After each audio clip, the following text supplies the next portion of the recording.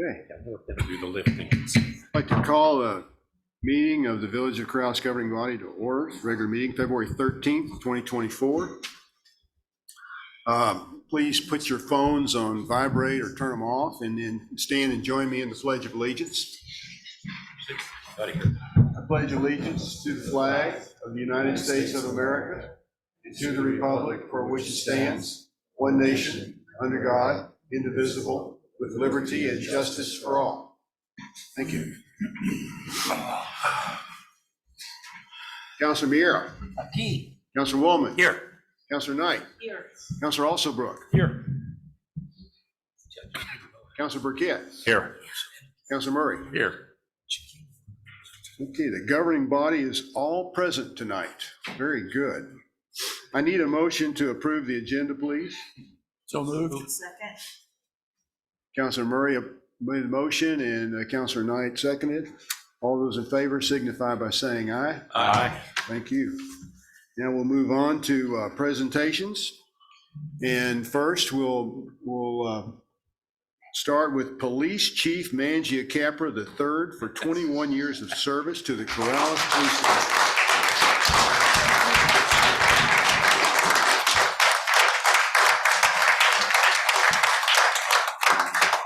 Thank you so much, Mayor, Council, Ron, everybody, Police Department. It's truly an honor to serve and absolutely a privilege to do so here. So I want to thank you for all of these years of support. Look forward to a few more. I don't know if it'll be quite as many as Officer Heaton's, but we'll see how close we can get. Thank you. You know, I heard that you had made an arrest recently. Is that correct? Maybe you could tell us a little more about it? Yeah, yes, sir. So I was just in the right place at the right time. And, you know, this last tragic violent crime that we had was truly a team effort from the very beginning. And, you know, special thanks has to go to Detective Colvin for building such a strong case, which he's continuing to do. And so he disseminated the information, not just to Corrales officers, Rio Rancho, Albuquerque, but U.S. Marshals, BLM agents, you name it. I mean, we were getting this guy's picture out there. And so armed with that information, I happened to run into the gentleman. Like I said, right place at the right time. Officer Colvin, it was in Albuquerque. Detective Colvin managed to beat all the local officers there. And so the two of us decided not to wait. And I remembered how the handcuffs worked. And so he was very proud of me for that. And so thank you, but couldn't have done it without the detective. Chief, thank you. May I ask just one more question before Dave gets in there? Yes, sir. Was there an animal involved in this? Yes, and the animal's already been rehomed, and yeah, he was. She was actually, luckily for us, very friendly pit bull. It was the first arrest in 36 years I remember making, where I'm, you know, cuffing the individual with one hand and petting the dog with the other. So. And what was the name of the animal? Raina. Thank you. Okay.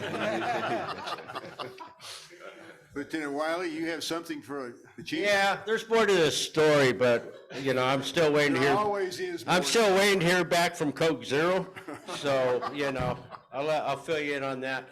Now, they asked me to step up here, you know, what can I say about the chief, you know, except what you all know, you know, he really cares about the community, the Corrales, his officers and everything.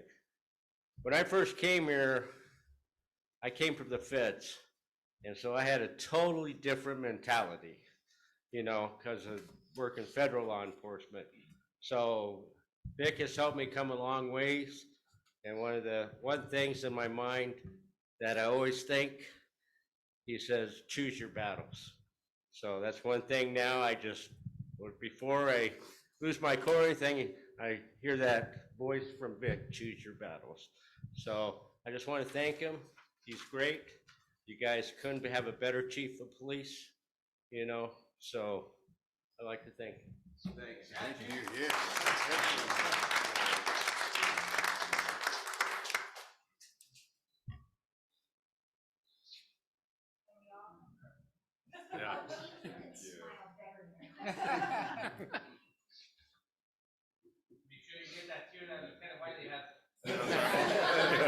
Yeah, just so you remember, I didn't have a uniform.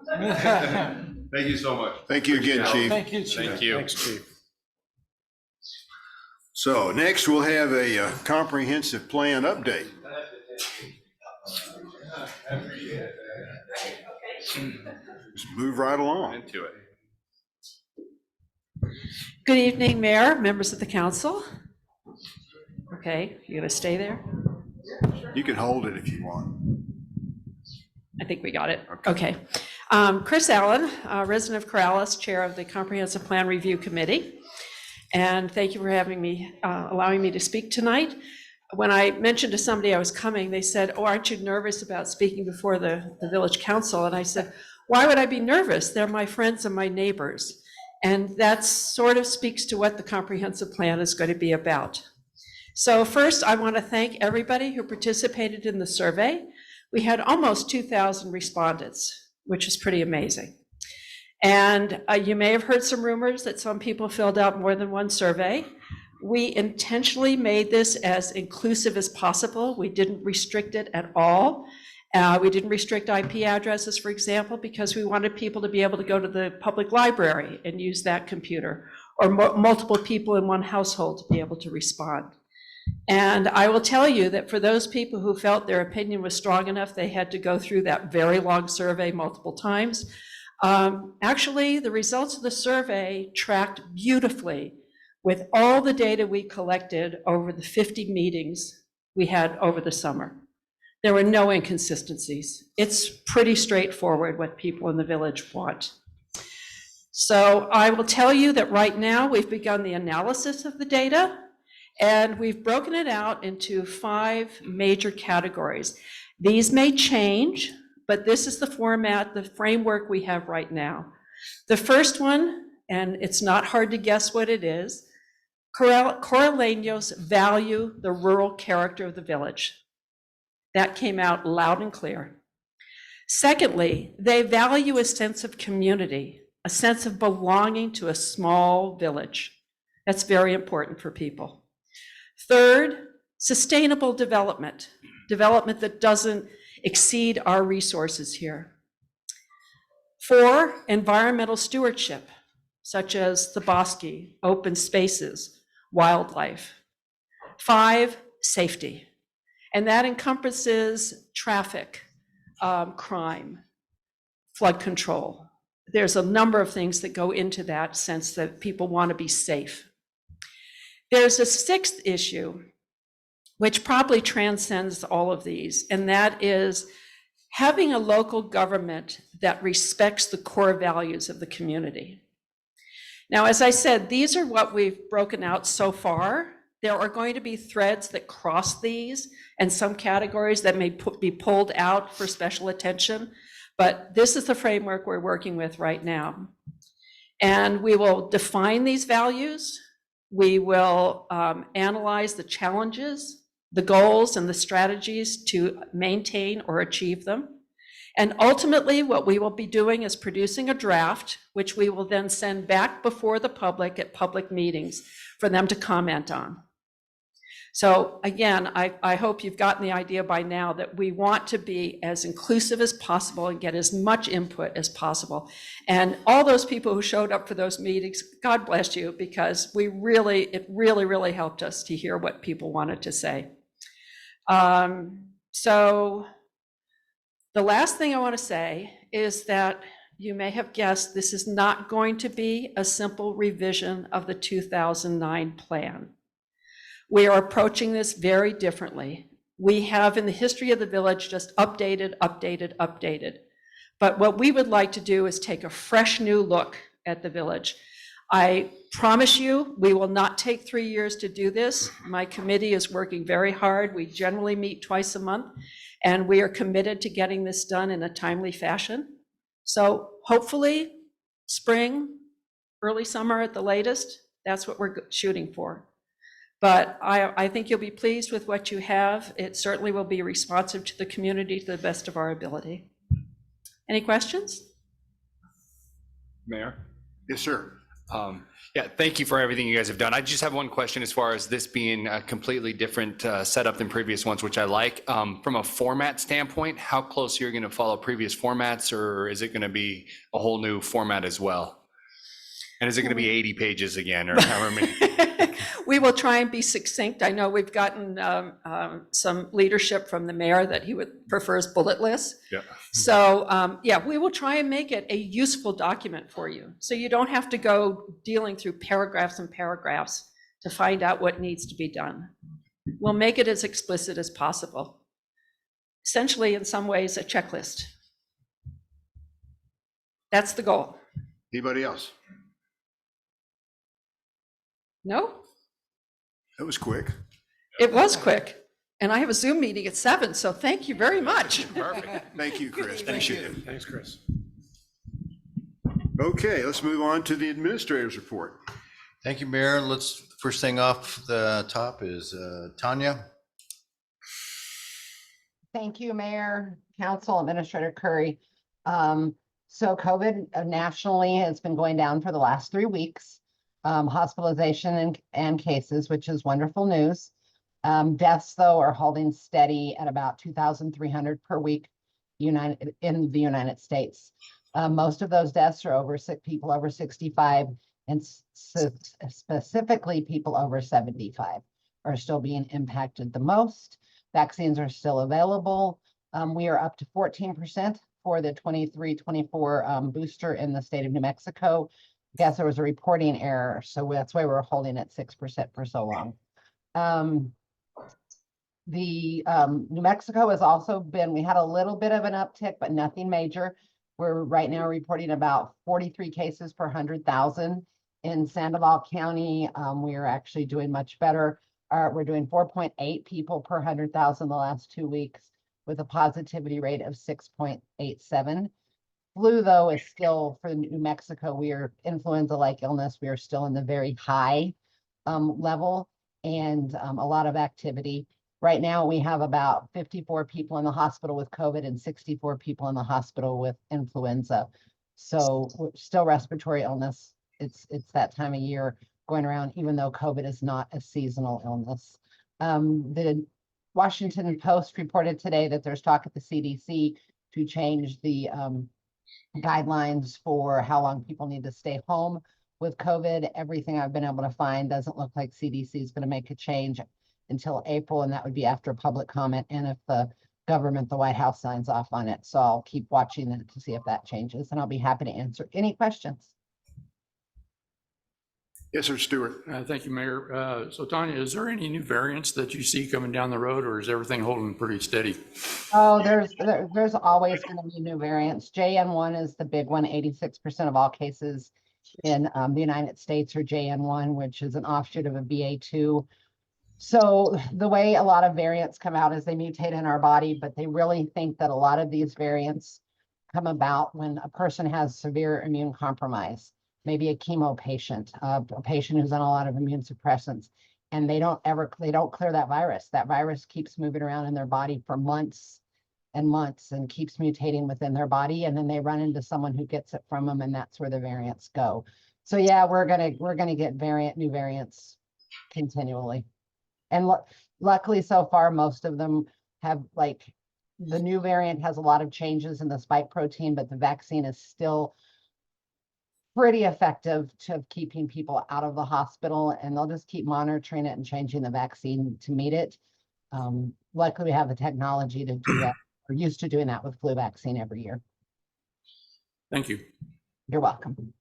Tanya, are there any numbers about how many people in the country have not been vaccinated at all for these COVID infections?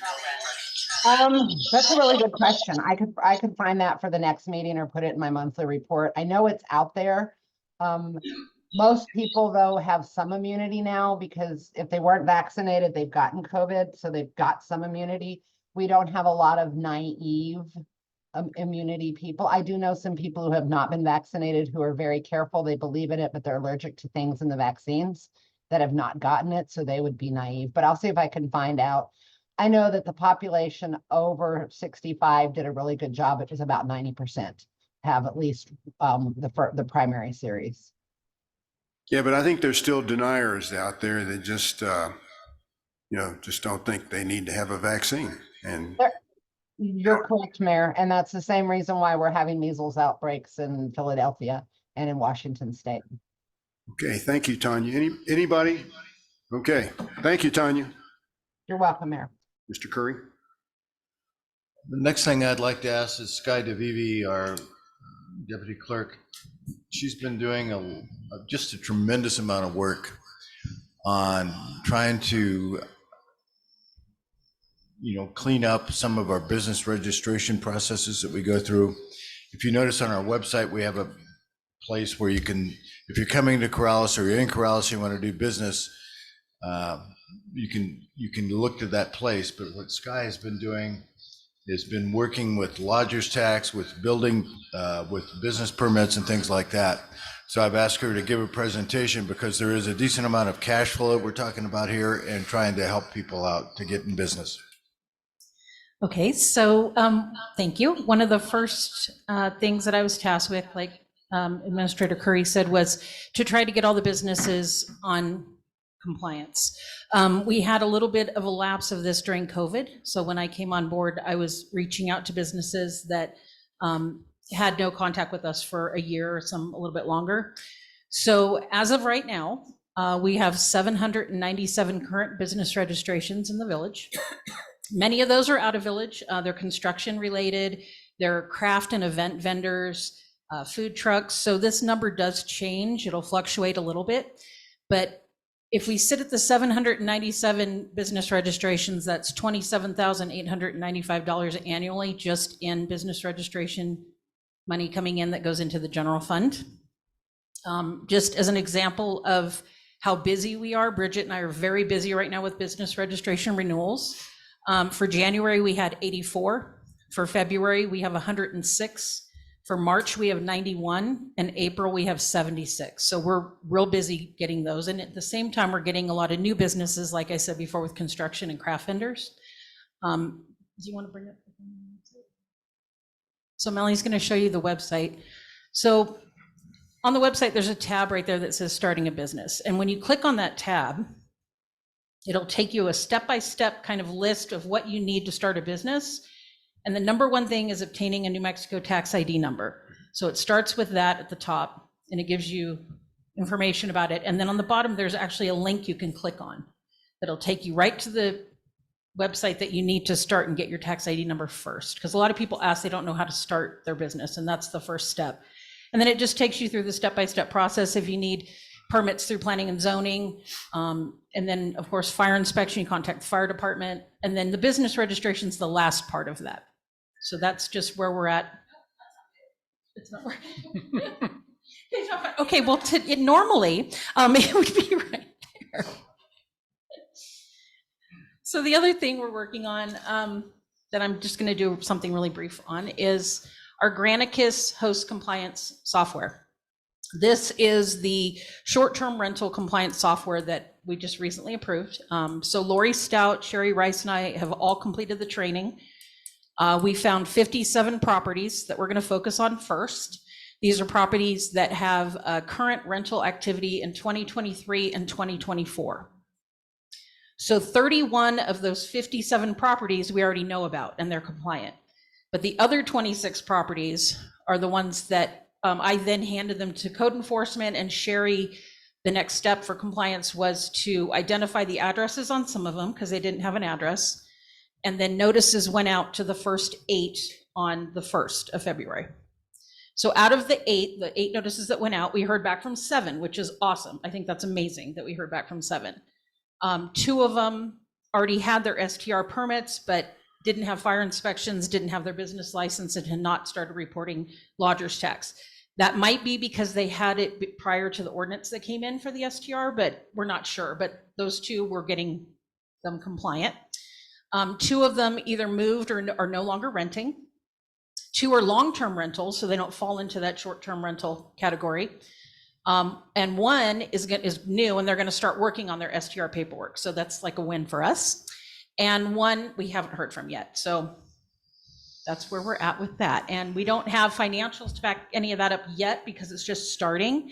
But the first 8 went out, and now the next 8 letters will go to the next group. So we're trying not to bombard all of these notices going out because they're going to have to go before planning and zoning. And we're hoping they're all going to be able to get through, the next couple months. So if anybody have any questions? Councilor Waldman? Mayor, Sky, of the 57 you cited, what part did Granicus play in following up and, on those 31? So Granicus provides us lists of all of the current rentals or its current rental activity as well as address monitoring. So they show us if a property is currently renting in 2024, it shows, and that's how we're able to take snapshots of that as proof of evidence. And then Sherry takes that from there because Sherry's our compliance for this. And that's the information they're able to give us. And then as we identify addresses, being in a rural area, we don't have addresses for everything. So as we find addresses, we're able to send them to host compliance and then they can update the software. So it's a really cool program. I'm able to go in there every single day and see what's new if one just pops up. And then there's also a really nice area that we can talk back and forth. So Lori and Sherry and I can leave messages to each other. So if I have one, I'm not sure of this address, then Sherry can say, oh, I found the address, it's this number, and so we keep a record of that in the system as well. So we're learning a lot about it because it's new for us. But Were there any of those you were unaware of? yeah, those were the 26 that we Okay. weren't aware of. Okay, great. So Thank you. Anyone else? Thank you, Sky. Okay, the next thing I would like to talk a little bit about is Melanie's going to give an update. We've got our website and we're getting ready to do some transitions on it as far as the way it's accessible and trying to make it more user-friendly. But in the process of doing that, we discovered some interesting facts, data, trivia. The Russians are watching. Oh, that's right. You want to turn it, Melanie? Uh-oh. Thank you, Mayor, Council. So I think because I played Trivial Pursuit as a kid, I love little facts and figures. So in September of 2022, we purchased a new program to go along with our website through a company called Moncito.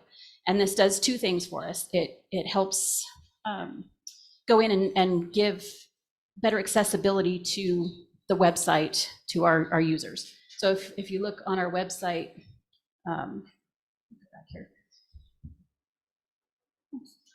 down here at the bottom, there's this little purple guy.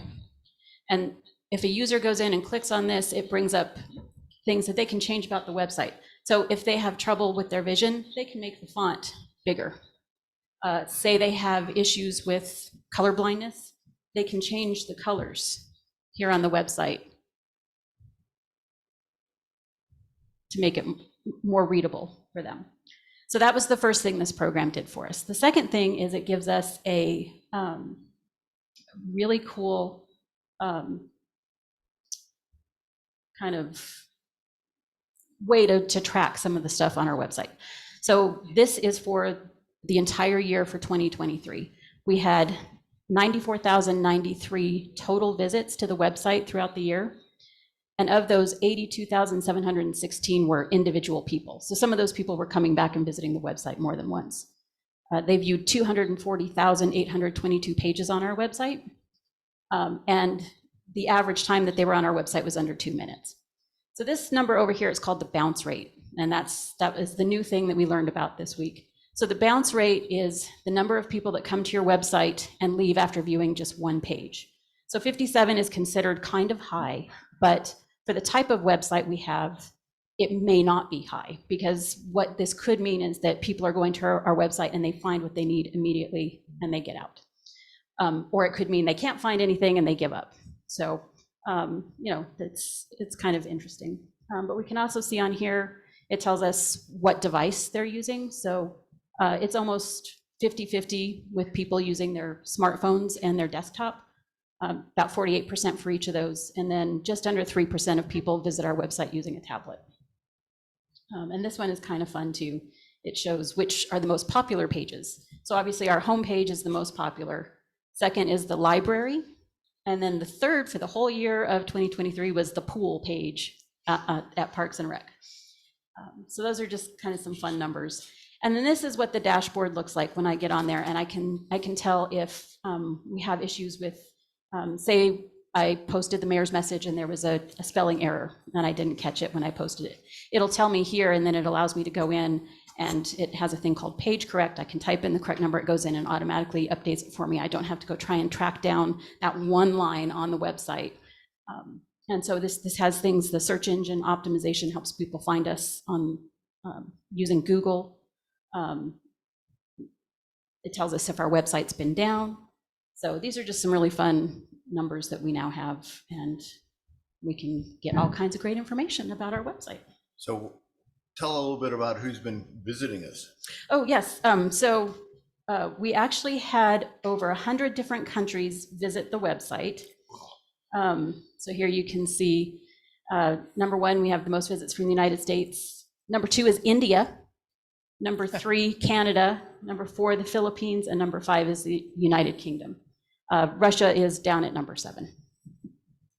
So we've been getting some spam emails in the office asking our payroll to change people's payroll accounts. So we think that that's those people in India are getting our addresses, email addresses to spoof off of our website, because that's all public information on the website on the staff directory. So just some fun information.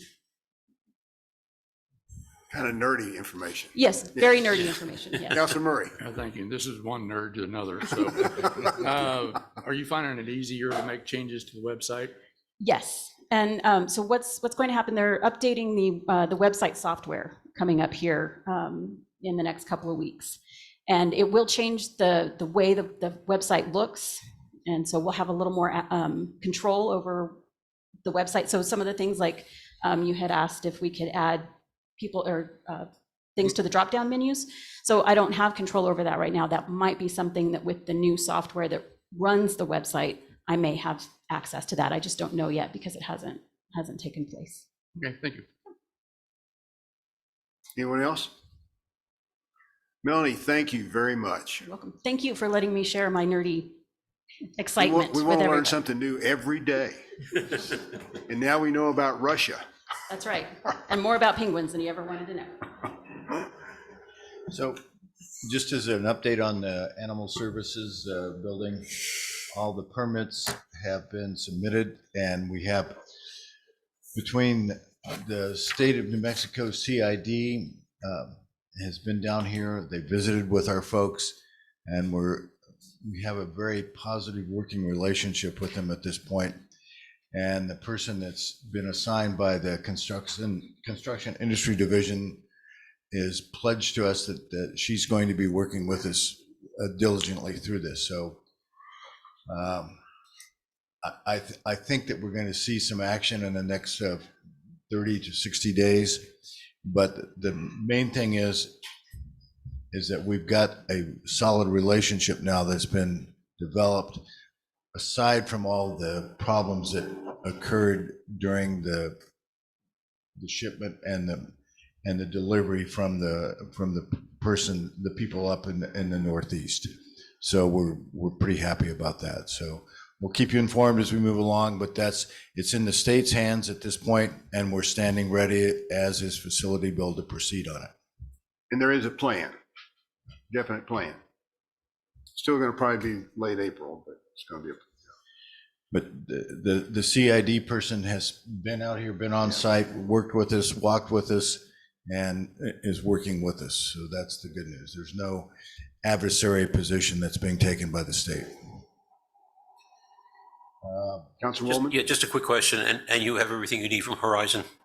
All the plans and all those things? At this point, we do. We may revisit our relationship with them later, but right at this point, we're where we need to be. Thank you. Just to let you know that coming up probably sometime in March, We'll begin budget meetings with the department heads, which will eventually mean that we'll be bringing the budget to you folks so that you can look at what we're doing. But it's a process that we started in April last year. We'll probably start it sometime in the mid-March or later March so that we can have a little head start on it. So, but that's coming soon. Last thing that I want to mention a little bit about is that I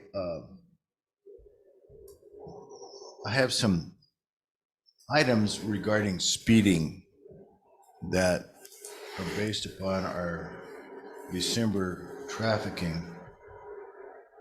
And so in the month of December, there were 139 citations issued in the village for speeding. And we don't have the breakdown yet as to how they have been adjudicated, but I'll just give you a quick rundown on the citations. 139 citations were issued in December. 50 of them were for residents of Corrales. 30 of them for residents of Rio Rancho, 40 for Albuquerque, and then we had Las Lunas, Las Citas, Zia Pueblo, Los Ranchos, but the other biggest number out of that was out of state at 7. So I think the next statistics that I would be wanting to report on is how they are adjudicated. But we're still trying to get the message out, as we've talked about for over the past year, about how we're looking at Corrales and speeding. I know we have some, if you talk to the chief, he will tell you that we've had some officers that have been very aggressive on this, and hopefully we'll show some results. I guess the thing that is most concerning to me as I look at this, out of the 139 citations, 50 of them are from Corrales.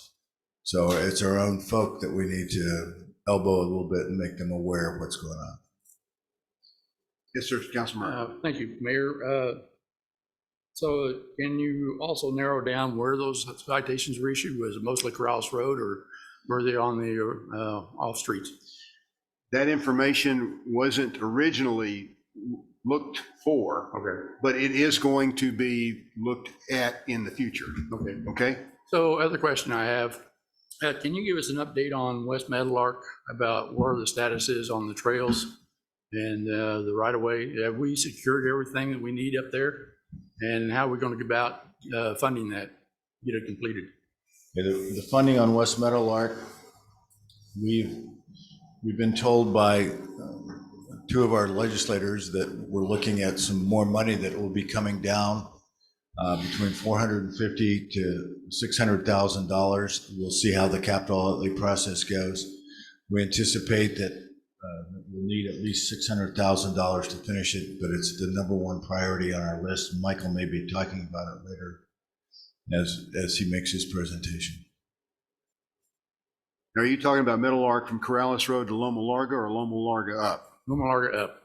Yeah. I mean, have we resolved the parties that were giving us trouble about with the line of sight? We've totally gone away from that. Okay. And there's a plan that's being developed right now that we'll present to the people who live there and to the council sometime this summer when it's all finished. And we hope by that time we have the money in hand, or close to being in hand. We've been told that in the recent report from the legislature that they've requested $600-something thousand. Now, whether we get that or not, it depends on the governor, and how it all breaks out. So in addition to the 5 priority items that we sent up for, that we requested money It's for? one of the items, and we actually said, we really want to finish Meadowlark to our legislators. So you might say it got a little boost because of that. But yes, we have a number of priorities that we told them, but we said we really want to finish Meadowlark. This has been going on for 20 years. We need to get it finished. That's what I heard too. Anyone else? And then the last thing that I have to say is Thanks to the council and Counselor Murray. Will be closed on Monday.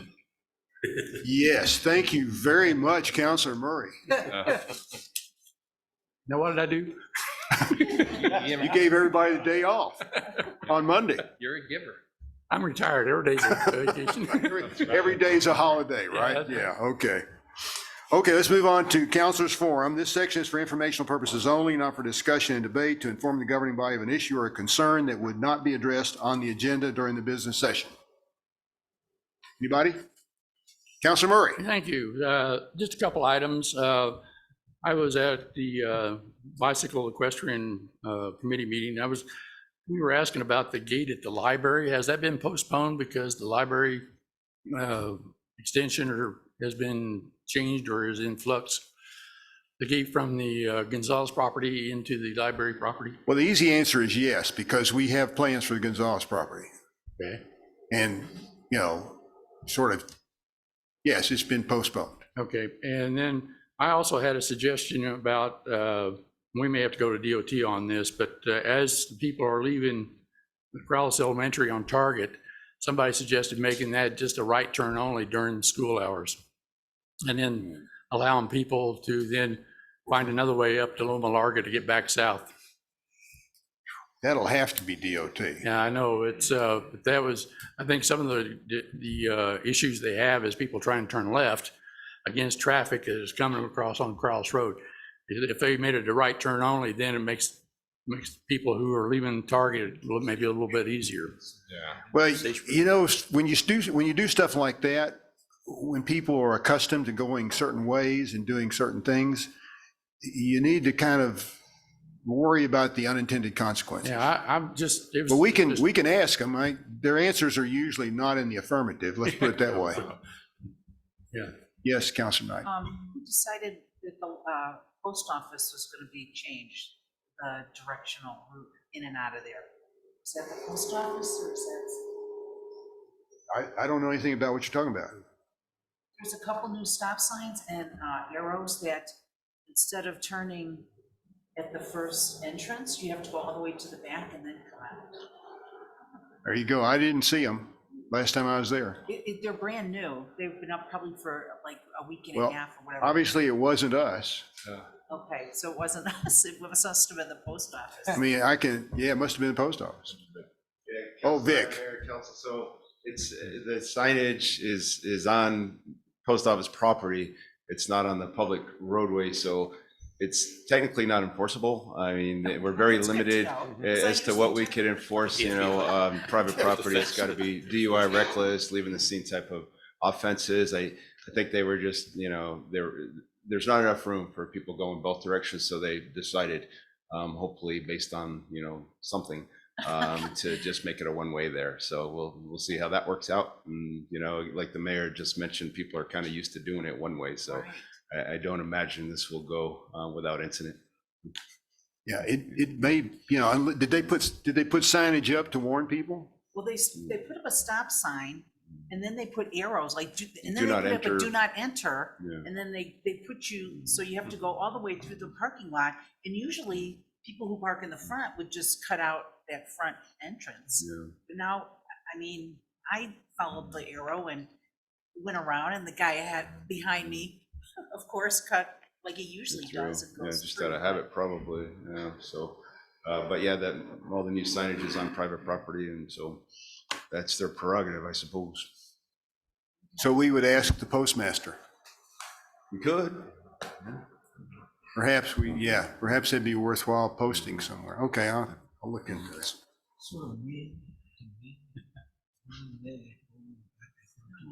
To get your mail, it's not gonna fit. Changing signage. Okay, anybody else? All right, Corrales Forum. This section is for informational purposes only, not for discussion and debate. To inform the governing body of an issue or concern that would not be addressed on the agenda during the business session, there is a 3-minute time limit. Please identify yourself by name and address when you speak. Melanie, do you have anyone? Yes, we have two people tonight. Up first is Jeff Radford. Jeff, if you could state your name and address for the record, you'll have 3 minutes. Good evening, Mr. Radford. Good evening. Jeff Radford, 3817A Corrales Road. Some of you may know that not only am I the former editor of the newspaper, but I have also been a charter member of the Bicycle Pedestrian Advisory Commission appointed by former Mayor Gary Keenan a long time ago. I was at the last meeting, and one of the main agenda items was to talk about what our top priorities were for this 2024. And I said vehemently, almost pounding on the table, that I was going to push to have the damn Upper Meadowlark Lane trails finished this year. And I said that I was going to come to this meeting tonight and be very vehement trying to get you all to make sure that that happens. As vehement as you can be. Right. And I won't pound the table here. I left on in front of everyone's microphone there handouts that came from my reporting on the Corrales comment, part of which explains that this Upper Meadowlark Trails project has been waiting since, wait for it, 2004. I think I said 20 years. Yeah, exactly. And I'm saying, I'm tired of waiting, and I'm sure that there are a lot of other people. The village spent a fair amount of money hiring consultants to charrette. It was the most complete public participation process this village has ever gone through. And what has happened? Nothing. I mean, yes, Ron Curry will tell us that it's been delayed by this, and there's no money. And I tried to see if there was any money appropriated is going to be appropriated in the state legislature. And I did not see that there was anything specifically for this. And that's a real damn shame. But on the other hand, you all have a budget process coming up here right away. So please take care of this, get this done. Thank you. This is a little bit out of order, but I totally agree with you. If the governor does not cut the money, we will have the money. And our goal is to finish this project, hopefully within the year. It may be the summer, 25, but.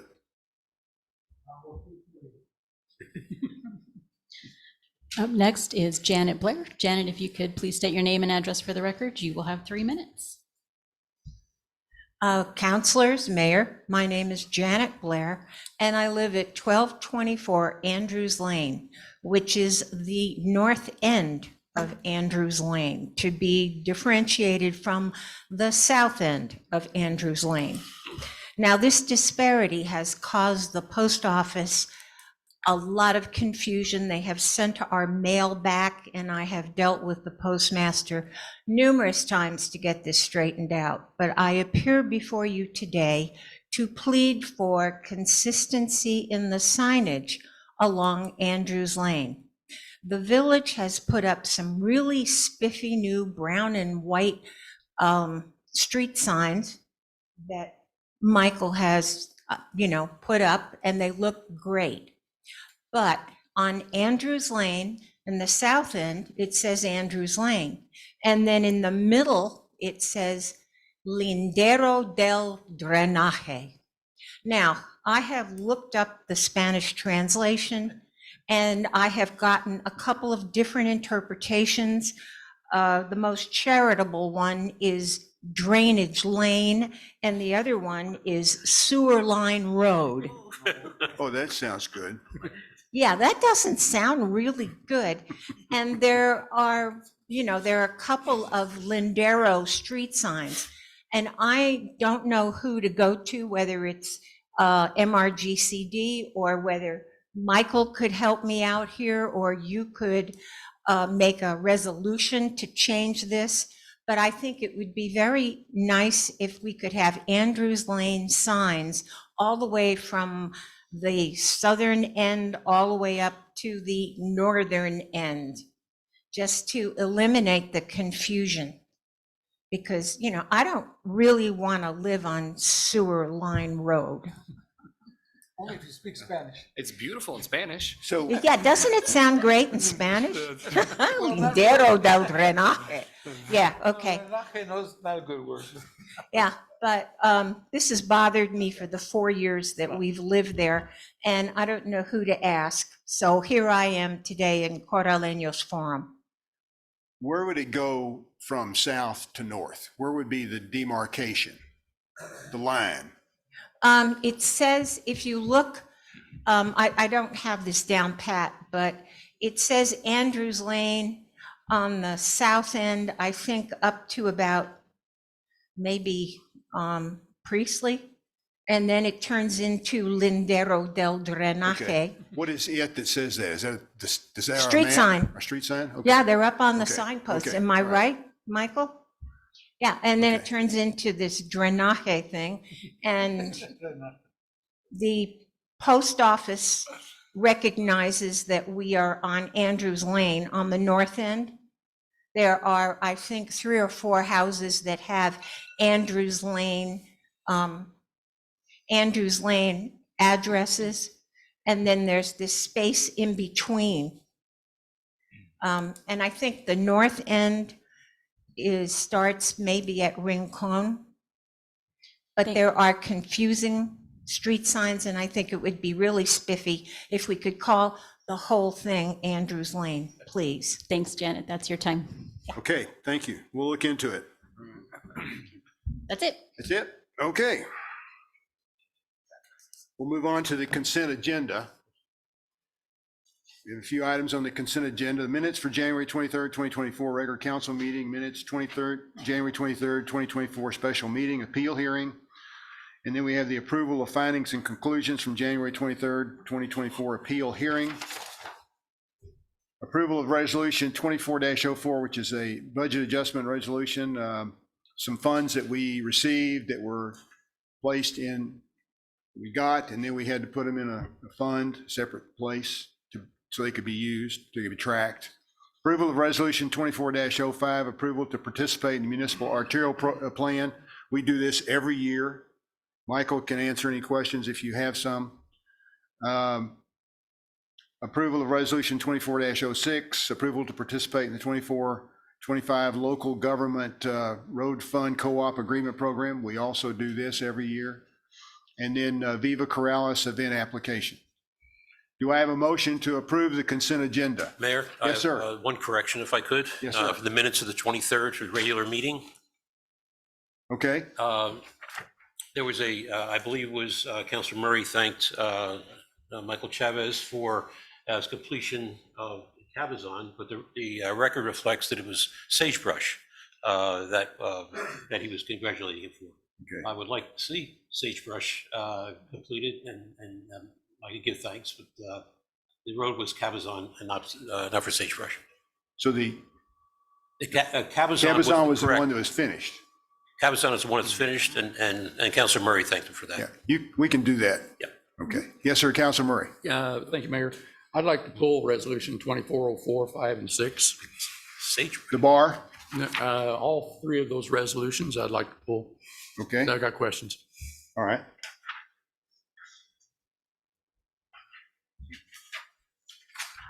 How about, yes, sir, Councilor Alsabrook. Just a question, Mayor. I was absent for the special meeting appeal hearing. Does that need to get pulled so I can abstain from approval of those minutes, or? You just don't have to vote. Sounds fine. Yeah. Anything else? Okay, we have a motion. Motion to approve the consent agenda, but take out, was it 2406? Yeah, well, no, he took out 3 of them. All the resolutions were removed, put in for subsequent evaluation. Now I just need a second. I'm sorry. I need a second. Second. There we go. Thank you. All right, since we've already seemingly discussed these things, all those in favor signify by saying aye. Aye. All right, very good. Okay, let's move on to the items removed from consent agenda. Approval of resolution 24-04, the bar. Do I have a motion to approve the budget adjustment resolution, please? So moved. Okay, Councilor Alsabrook, and a second from Councilor Burkett. Councilor Murray, you wanted to talk about it? Yes, well, and that was the issue, is the two items that you have on the bar that are new with the Department of Environmental Capital Appropriations and the Albuquerque Community Fund. We're just wondering where we're going to use those funds, why, and how they came about.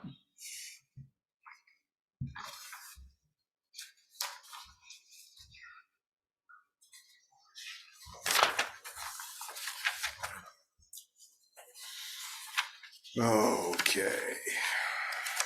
Here we go.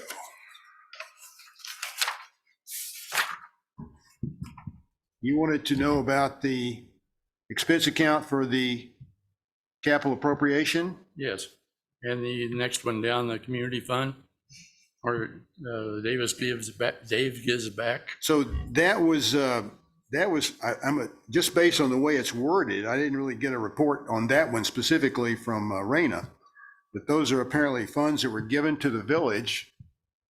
Oh, Anthony, oh, that's right, you were out there running. But let me tell you, the 50,000, that's from the legislature. Okay. That was labeled as MBR, isn't that right, Michael? I'm sorry, you haven't seen it? The $50,000 that Rayna put on in the budget adjustment resolution? Yeah, it is. I'm just verifying it. Okay, Anthony, I'm sorry, I didn't mean to interrupt you. Mayor, councilors, the Dave Gives Back, as you know, we participate in that race. It's a local event. It's for Kiwanis Kids Camp, and Dave Gives Back for search and rescue. We applied for an application for equipment, and we received some funding to help us with search and rescue in our own department. That's what that is. Thank you. Thank you.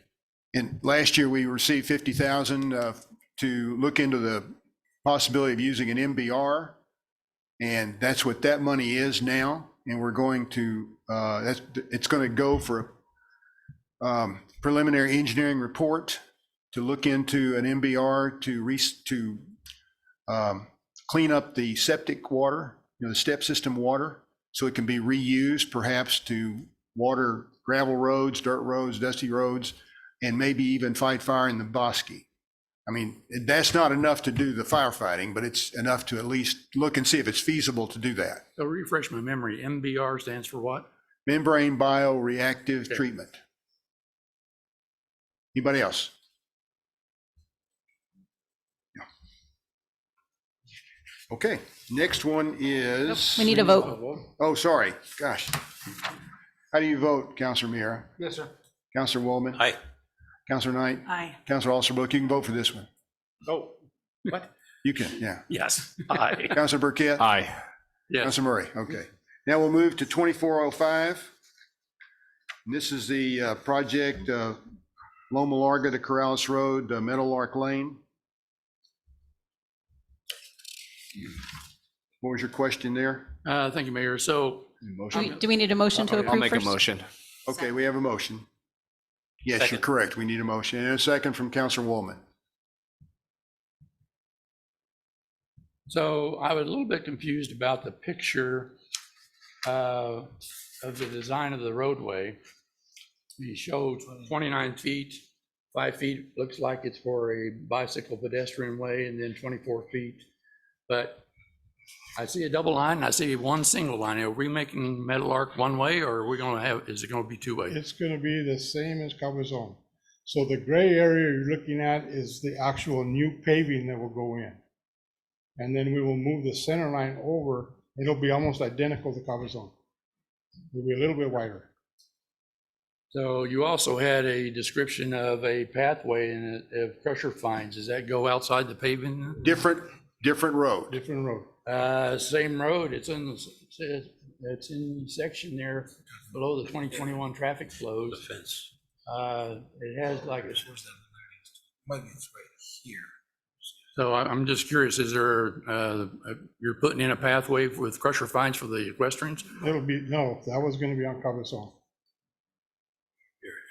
Okay, so the soft trail is not a part of the Meadowlark? Nope. Okay, so the other part of this is, how much impact are you going to have on the residents there? Are we looking at taking out some of the old irrigation channels or? No, we're gonna make it fit. What we're gonna do is go 2.5 feet wider on each side. Okay, And then we will shift the center line of the road over to give a 5-foot pass on the south side. okay. It'll be almost identical to Cabezon. How the residents going to be impacted on that? Because when you start construction, it seems like there's a lot of houses there and people got to get in and out. Working with Albuquerque Asphalt, they're very good at working with the residents. They will stop what they're doing and let them through. The only time they'll really run into any issues when they lay down the fresh asphalt before they compact it. And that's maybe 30 minutes before you can drive on it. So are you looking to phase different as you go down They Metal will Arc? probably do one side at a time, and we'll have to, might even get into having to shuttle the traffic through. Sure. But we'll take a look at that when we get closer. Okay, thank you. Yes, sir, Councilwoman. Michael, are there any impediments in the right-of-way, of residents along the way? Or do you have the right-of-way sufficient? We have a couple of encroachments, but we're gonna go ahead and move around them. We have just enough room to make it fit. Okay, thank you. So one more question, Mayor. So have you looked at the culvert where the main Corrales Canal is at? Is that sufficient? We don't That need to one's do anything? sufficient. Okay. Councilor. Thanks, Michael. There are a couple speed tables or humps, or I'm not sure how wide they are, what we're calling them. Anyway, are those preserved? We will put speed tables in the place of the speed humps. Okay. All right, thank you. Anyone else? Thank you very much, Michael. How do you vote, Councilor Murray? Yes. Councilor Burkett? Yes. Councilor Alsobrook? Aye. Councilor Knight? Aye. Councilor Woolman? Aye. Councilor Mira? Yes, sir. Okay.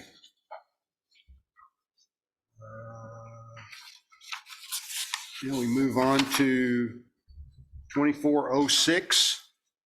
Approval to participate in the 2024-2025 Local Government Road Fund Co-op Agreement Program. Do I have a motion to approve Resolution 24-06? So moved. Second. And a second from Councilor Miera. Councilor Murray, what was your question? Thank you, Mayor. So Michael, one of the things on the table that you gave us was eradication at, it's like 2.22 LF. Is that $2.22 a foot or linear foot? Eradication costs more than actual striping. You can't just paint over them, you have to get rid of them. Okay. And also, when you talk about striping and a single stripe, how wide is that? That's gonna be a 4-inch single stripe, And double stripes are 2 4-inch stripes? 2 4-inch stripes, and I think Okay, it's a and- 4-inch between them. I'm gonna bring up a sort of topic here about Law and Trotta from Loma Larga down to Corrales Road. I noticed it's a single stripe, and you got a 20-foot road, but is there a way we can make it a double stripe and maybe, because you talk about traffic calming at the very top of it, and Law and Trotta is always, we've been going round and round for about a year on that one. And I think we need to make some effort to show the residents there that we are making some effort to slow the traffic down. Now, I would prefer to have white stripes on the edge of the pavement. But with 20 feet, I presume you're assuming that you're only got a 10-foot or a 9-foot lane width? I believe right there, there's a pinch point between the library and the ditch that's only about 19 feet. Okay. So if we stripe 1 foot inside, now you're 17 feet. But is that a terrible thing? Because I mean, it might tend to slow people down at that point. I mean, is that really all that bad? It is to me, because then you're driving off the lines. You could, I mean, you need to stay in your lane, and if your lane's too narrow, Well, we don't have any standard roads. well, most of them are standard except for this pinch point. I understand. But you're correct, they're not all standard, they're all different widths. Right. But it usually, if it's an 18-foot roadway, it's 18 feet all the way. Yeah. And this one, it's Corrales. Yeah, I know. And there's a power pole there, I mean, a telephone pole or something that encroaches in on the right of way, and I understand that. Would a double width, double stripe You know what, Yeah. let me, how about putting, maybe I can put reflectors, the ones on the sides of the road. I Okay. don't want to put anything standing up. I can look into that. Okay. Because one of the things I put in the budget last year was for electronic signage. Right. And I was hoping maybe we'd put something up on Trotter just to remind people that the speed limit is what it is. Right. And I'm hoping to see that happen too. But anyway, I think, let me see one other thing. Let me see what else I have in my notes. Okay, I'm good. Anyone else? Thank you, Michael. Okay, Counselor Amir, how do you vote? Yes, sir. Counselor Woolman? Aye. Counselor Knight? Aye. Counselor Alsobrook? Aye. Counselor Burkett? Aye. And Counselor Murray? Yes. Thank you. All right, so now we're moving on to new business. Oh, wait a minute. Oh, we did that already. Sorry. Angela, did you want to talk about Viva Corrales? Okay. All right. So new business, consideration, action, and approval of resolution 24-07, approval and adoption of the Corrales Master Trails Plan. So, can I get a motion, resolution 24-07? I move that we approve 2407. Counselor Second. Murray, Counselor Alsobrook, second. So Melanie, can you explain exactly what we did there, please?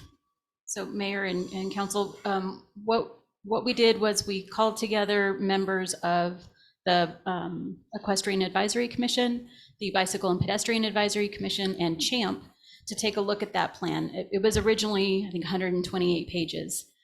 And this plan is what's holding up approval of a couple of our projects. So the lighted crosswalks and the pedestrian access route along Corrales Road both need a new master trails plan adopted by the council. And we need to have a resolution showing that you adopted it for that to go to NMDOT to get their permission to move forward on these projects.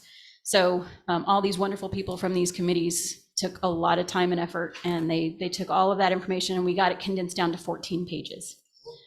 So we're going to keep that original plan that was done originally in 2009, and we want to retitle that the Trails Handbook, because there's a lot of really good information in there, but not necessarily information that is usable for the general public. So we'll make that 2009 plan the handbook. This new 2024 plan that's at 14 pages will be our official master trails plan, and it has the lists. It has a one map. I think the original map or plan had 4 different maps, and you had to go to a different map to figure out, there was one for bicyclists, one for equestrians, and this one has everything all on one map so you can see what's what. And that the map was done for us by Mr. Cog. So, and I think we do have one member of the public that would like to speak on this matter. So Caitlin Robinson, if you can state your name and address for the record, you'll have 3 minutes. I'm Caitlin Robinson. I live at 4178 Corrales Road. So good evening, Mayor and councilors. I'm here to speak on behalf of CHAMP and SEAC. I do serve on both. To talk about the Master Trails Plan. It brought the Bicycle and Pedestrian Commission, SEAC, and CHAMP together over the last few months, along with Melanie and Michael Chavez, to make progress on this plan as part of the village for the village. I think it's further support of Coraleño's desire to keep the village friendly for all of us to be able to use safely. I want to thank everyone that did take part in that plan. They are named on the document that you received to review. I think that equestrians, pedestrians, and cyclists alike will benefit from this plan to hopefully help make DOT progress on getting our lighted crosswalks, which we so desperately need. I know you guys have heard a lot about those, but hopefully the more we tell you, the more you hear it. So we hope that this is the start to getting them implemented and installed in the near future. And I truly hope this plan will be able to be used in the village for years to come. And we can enjoy our warm spring days that are coming up and be able to use the trails. So thank you. Thank you. Yes, sir. Thank you guys very much for the work on this. I have one comment and one question. The comment is I'm very happy that there's something in here about a pathway or a pedestrian access route or whatever we're calling it right now, that you guys are recommending that. My question is about the lighted crosswalks, which I very much support, but I'm nervous about listing 5 specific roads where we would like them. And then in some off chance DOT disagreeing with those 5 specific roads for some silly reason, and them using that as ammunition that we did not have a trails plan that was more open as far as where they go. Is it possible to have some verbiage, those 5 spots or others as deemed appropriate? We could add that. They did tell us, direction from DOT was that we needed to be specific with where Okay, those so were they're going to already on be. board. I mean, we're not sure if they're on board with those. I mean. So at what would one happen point- if they said, okay, we don't like those 5? Would then they say we need a new trails plan? I don't know, but I like the idea of adding in verbiage that it could be or other, I don't know how you worded it. As but deemed yeah, as deemed appropriate by appropriate, DOT yeah. or something? Yeah, we can definitely add that as There is no way to predict what DOT is going to. I just don't want to give them a tool to use against us that we were creating as a tool to. It won't make Yeah. any difference. No, I think that's a good idea. Thank you. But we can try. Counselor Woolman. No, actually. Oh, excuse me, Michael. Yeah. So DOT is giving them their all loving blessing. Yeah, right. Okay, cool. All right, well, I like it very much. Thank you guys for all the time and effort on this. We would hope this will be more user-friendly. Yes, sir, Counselor Alsobrook. Thank you, Mayor. I just want to point out, because there have been some discussions previously about speed limits in West Lawn Trot and what have you, that in this document, West Lawn Trot is not listed in any of the potential or existing trails. Correct. Okay. I just want to point that out because it Okay. has come up, seemed to be a point of contention previously. Okay. Someone raise their, yes, Counselor Woolman. Yes, Mayor, thank you. Mayor, Jim Kruger is in the audience, and I wonder if he might be able to answer a question as to where we stand on the pedestrian access route with DOT currently. Jim, would you like to respond?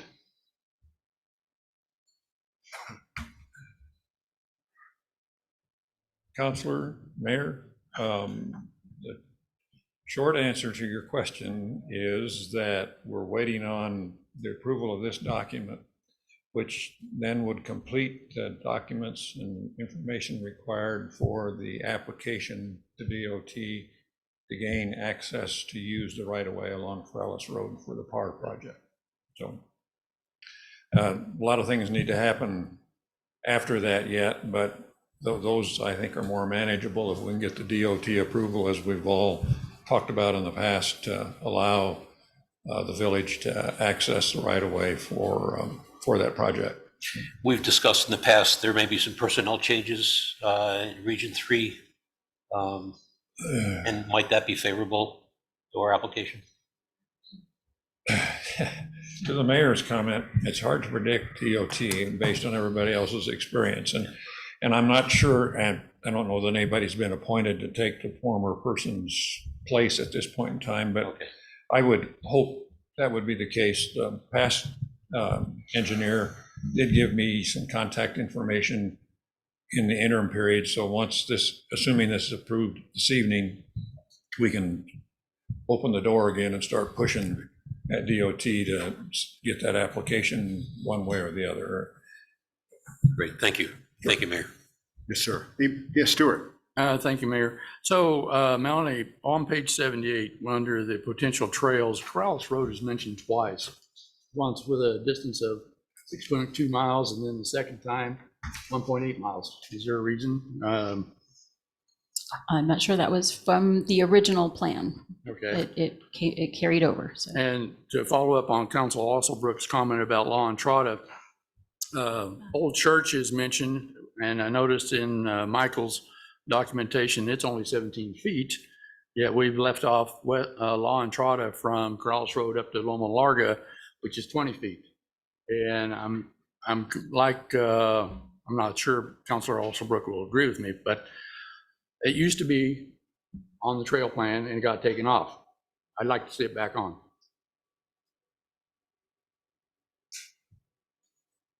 And I can make an amendment which we can add to the resolution to add West Law and Trotta. I think it was taken off for safety reasons. Well, but, all right. Would I suggest, let me suggest this, perhaps you could send us an email and, strongly suggest adding La Entrada. And if we can figure out a way to do it, we'll do that. Well, I don't understand why you would show Old Church as a potential. I have no trail. clue either. 17 feet. Go ahead. Did you have a response? And you look on page 82, there's a map that shows, they just say Old Church and West La Entrada. There's no like dotted lines because it's not on the trails map. You can get, it's on West Stella or Coronado, which are the access points.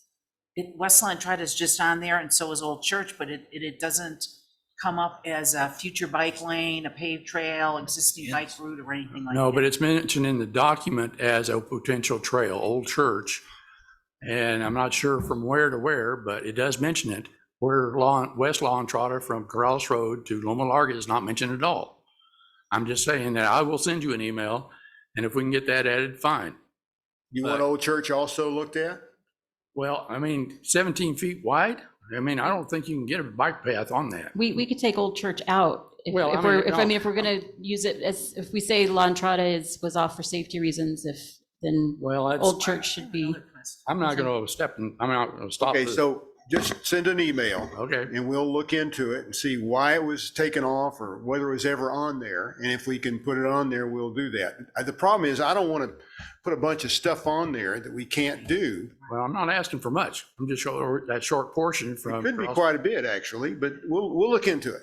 Just send me an email as a reminder, or send it to Melanie and we'll know it's there. I mean, we'll have it. Well, herein lies the problem, because if we approve the master trail plan and I send you an email, my suggestions may not fly at all, and therefore council didn't have a chance to act on it if I made a motion. But if you do that and we can't do it, then that also is a problem. If you add it on there and we can't do that, that's a problem. All right, I'll take you at your word this time. Okay. This time? This time. Okay, we'll mark that down. Yes, Councilor Knight. I think this map is great, but if I need to go to the post office, I'll just go down West La Entrada by myself. You can still use those roads. It's just saying on the trails map, it would be better going down Coronado or West Stella. No. Councilor Alsterbrook, did you have something you want to say? Yeah, a procedural question, Mayor. Thank you. Did we want to table this to the next meeting to allow for Councilor Murray's suggestions to be incorporated? I don't. We would like to get this into DOT and get it started. So how do we add, so we'll have to bring back a separate resolution to this body to add Councilor Murray's street to the list? Proves that La Entrada should have been added. Correct me if I'm mistaken. We will bring it back as a resolution to add it. Understood. Okay, thank you. Okay? Okay. Did you get that? Yes, do we want to make it that if it was taken off for safety reasons because of the width, then we will also take off Old Church for the same reason? So that we have some consistency on the plan? Anything less than 20 feet, you're gonna have to look at it, but I'm not gonna stand in the way of not approving this tonight. I know it needs to move forward because we need the lighted crosswalks. So if we find roads that aren't safe that are on here that we have approved, and if we find La Entrada is acceptable, then we'll bring it back as a resolution. Okay. And we'll bring back those that are not acceptable on the resolution. We'll upgrade it, I guess you could say. Okay. I think I'd like to get this started, get this done. Because I think DOT is going to just throw another roadblock up. Oh, I agree. That's not meant to be a pun. But I didn't think my suggestion of adding La Entrada was all that great, but it sounds like it is. So, but anyway, yeah, we'll work on it. We can look at it. Okay, how do you vote then, Councilor Murray? Yes. Councilor Burkett? Yes. Councilor Alsterbrook? Aye. Councilor Knight? Aye. Councilor Wallman? Aye. Councilor Miera? Yes, sir. Okay. So now we're going to move on to number 2, consideration action approval resolution 24-08, approval to publish notice of hearing for ordinance 24-02, repealing section 2-60 of the village code relating to the meetings of the governing body. Mayor, move to approve resolution 24-08. Okay, do I have a second? And a second, Councilor Knight. Do you have someone on your list? Yes, Fred Hashimoto would like to speak. Fred, if you could state your name and address for the record, you'll have 3 minutes. Hi, I'm Fred Hashimoto. I live at 485 East La Entrada. I saw in Rules of Procedure 3.4.e appeals that only strictly, quote, aggrieved, unquote, persons can appeal a P&Z final decision. It seems at first reading to be unnecessarily stringent and not reasonable, particularly when applied to issues and uses of public properties. For example, almost a year ago, a group of citizens appealed a not optimal P&Z decision for the municipal complex parking lot redesign.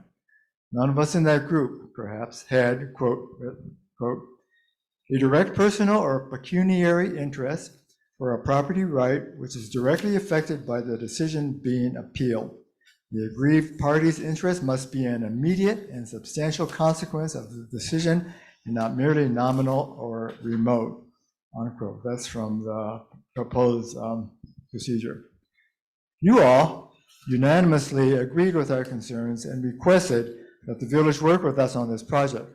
Unfortunately, through this time, they have not contacted us to even meet.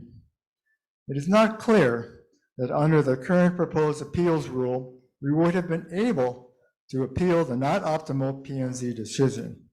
We had an interest in this issue because we are residents of the village and cared about how public lands are used, as that affects us all. Since public land/property belongs to the public at large, doesn't that mean that residents have a, quote, property right to that, and thereby, even under the new rule, they have standing to appeal a planning and zoning decision on it? If such is the case, that is fine. However, if this is not deemed to be the case, then please amend the rule to make an exception for appeals involving P&Z decisions on public land, whereby interested residents of the village can appeal those. P&Z will probably be making many more decisions regarding public lands, and some of those decisions might not be optimal. Planning and zoning has a limited number of members and will not always make the best decisions. Residents of the village who are interested/concerned should be able to appeal a P&Z decision, especially if it involves public lands which belong to us all. Thank you. Thank you, Fred. Do you have anyone else? Nope, that's it. Okay. Council, you have any comments? Councilor Murray. Thank you, Mayor. Yeah, I have a couple of heartburns on this one, especially paragraph E that Fred just referenced. Either we delete it or we modify it so that, like he said, we can have public input by the citizens. When I looked at Albuquerque, they had allowances for even neighborhoods to make changes or to appeal decisions made by their planning and zoning department.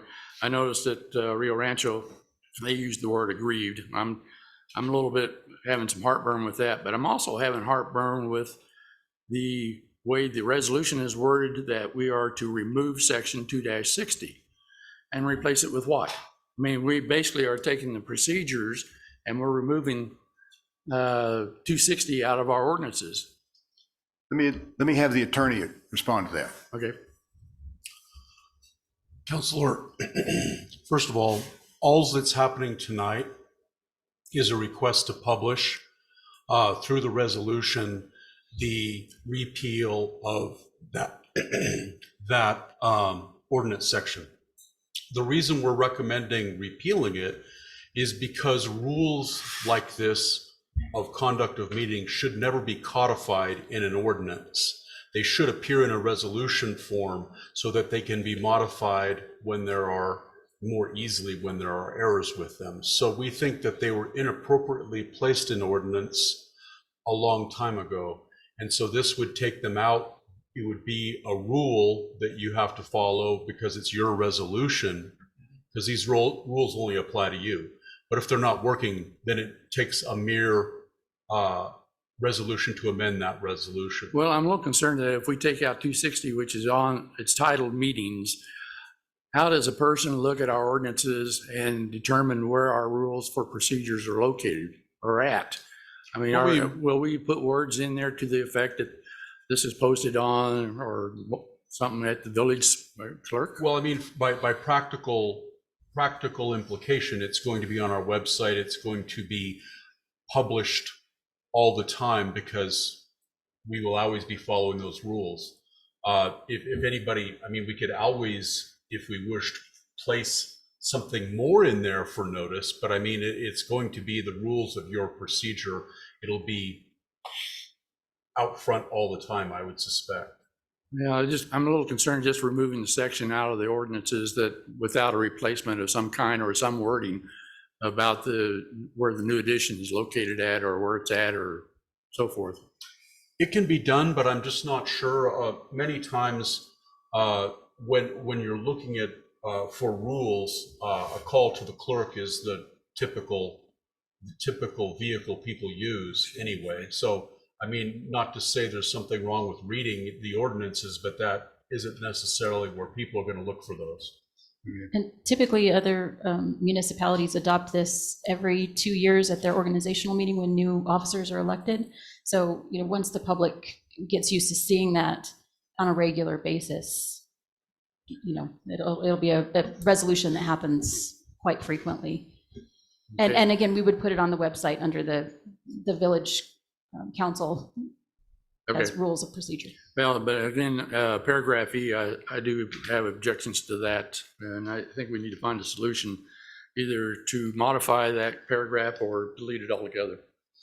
Well, one reason why that's significant, Councilor and councilors and mayor, is because you are dealing with people's property rights.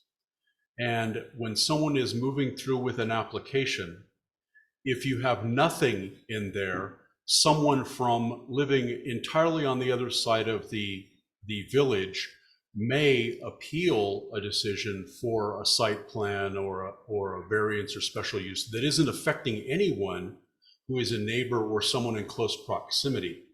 Mr. Hashimoto's point about public buildings is well taken. I mean, that's a horse of a different color for sure, because many more people have a say in what public is done with public places. So I think that would be allowed anyway.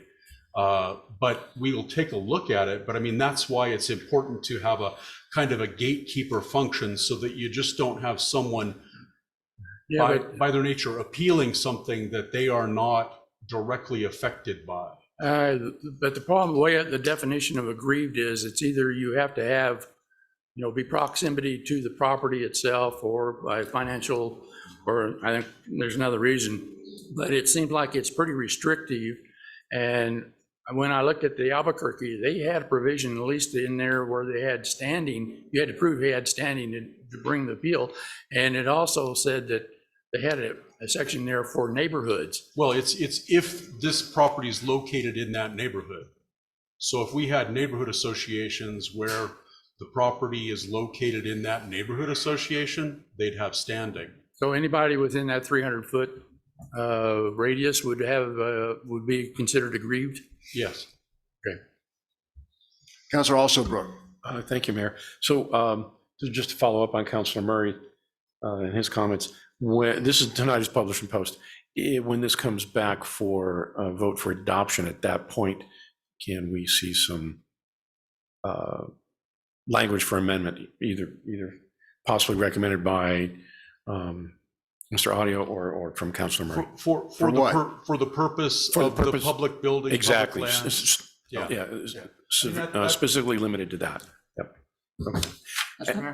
And then second, I'm sorry, second question, if I may. Thank you, Councilor. When we have the vote for this to repeal section 2-60, on the agenda for that evening, can we also have the resolution adopting the new rules? That's the plan. Okay, thank you. Councilor Mira. Thank you, and back to the repeal part. I guess the question would probably be more for you. The reference was if they come in and they don't find it on the notices that we have for the hearings, that you would know where to find it. Exactly. But you would find it where under rules that we would have to establish first, right? Right, well, so the plan here is that we will pass the ordinance repealing 2-60. After that gets passed, then next item on the agenda is going to be the resolution adopting these rules of procedure. That's why the rules of procedure are in with the draft ordinance in your packet tonight. And those rules of procedure, what you're gonna look at with regards to what Mr. Rushmore was talking about with regards to public Yes. lands. Okay? And this is all planned for the March 12th meeting because we need 2 weeks to publish in the paper. Gotcha. So if the council wanted to bring the actual rules of procedure back at the next meeting on February 27th for a final review, I think we could probably do that, Mayor. Makes sense.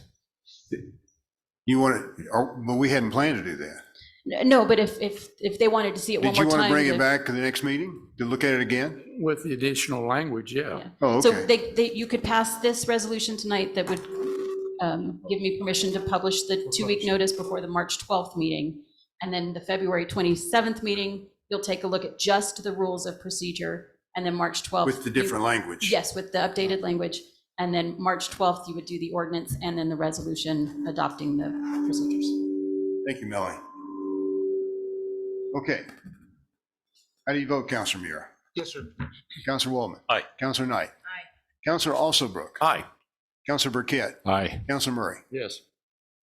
Okay. Discussion of bond projects and approval of directions to bond counsel to proceed with preparation of bond sale. Now, we would hope tonight to get a direction from the council for the administration regarding the bond sale. Brad, you want to start? Or are you going to start? Okay. Mayor, councilors, good to be with you tonight. Brad Angst with Steeple Public Finance. We serve as the village's financial advisor, bond advisor. We're here this evening to talk about the bond projects. It is time to get moving with your next $2 million bond sale that voters approved at the last election. There's a couple of options in front of you. You had 3 different bond questions that were approved by voters. There was 1 million towards roads, 1 million for fire, and 2 million for farmland preservation and real estate type acquisitions. So you have capacity to do about $2 million of bonds that will maintain the 2.4 mill levy that has been designated to help with your capital improvement projects. So I have some additional information for you tonight, a couple of previews on some other items that we're going to speak about. And then I have a presentation going through the numbers. Mayor, would you like to talk about projects first, or you want me to go? Thank you. Yes, I sir. totally, yeah, it just went right by me. So, Michael, Anthony, which one wants to start? Rock, paper, scissors. Yeah. So Michael Chavez is going to talk about road projects that we need to get done and how he uses this fund. So I just want to kind of give you a quick rundown of our expenditures, what we have on the slate that's coming up. So next slide. So this is the last bond. This is the 2021. So we shared that with Parks and Rec. The 65,000 was, I guess, like a processing fee. Next slide. Yeah. So with this, we bought a new water truck. Our old one had 800,000 miles on it.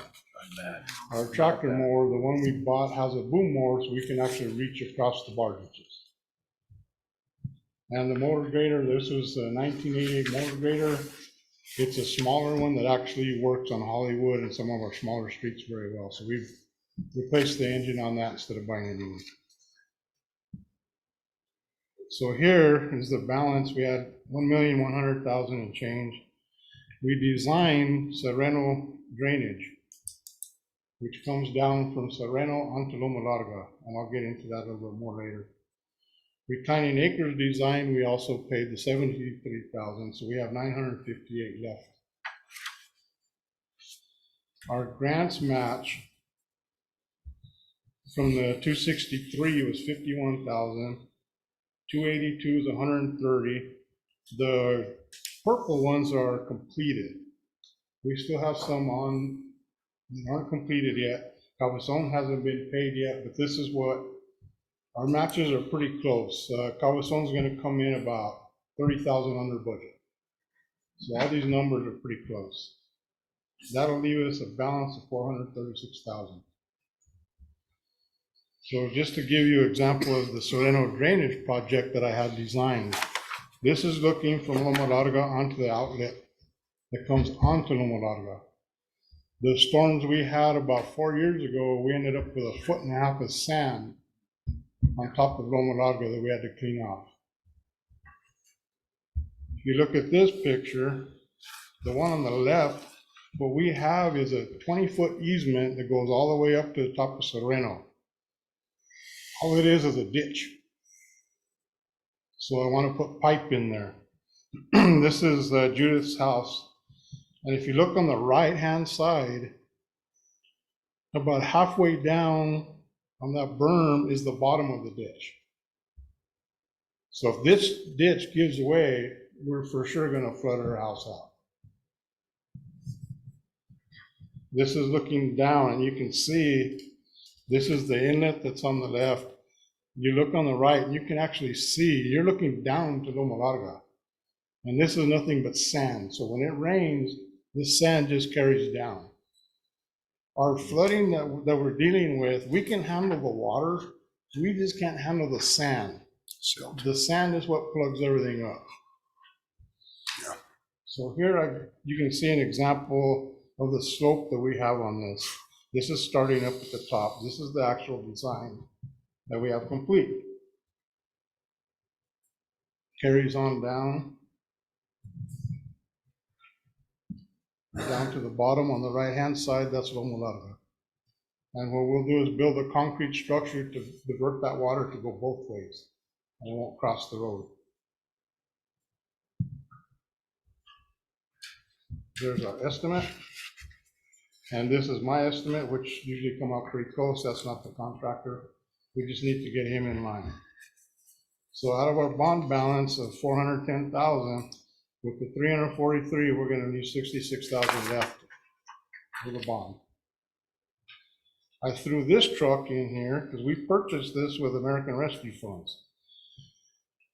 I had to kind of wait on Sereno because we cannot put that pipe in without a way to clean it just in case it plugs up.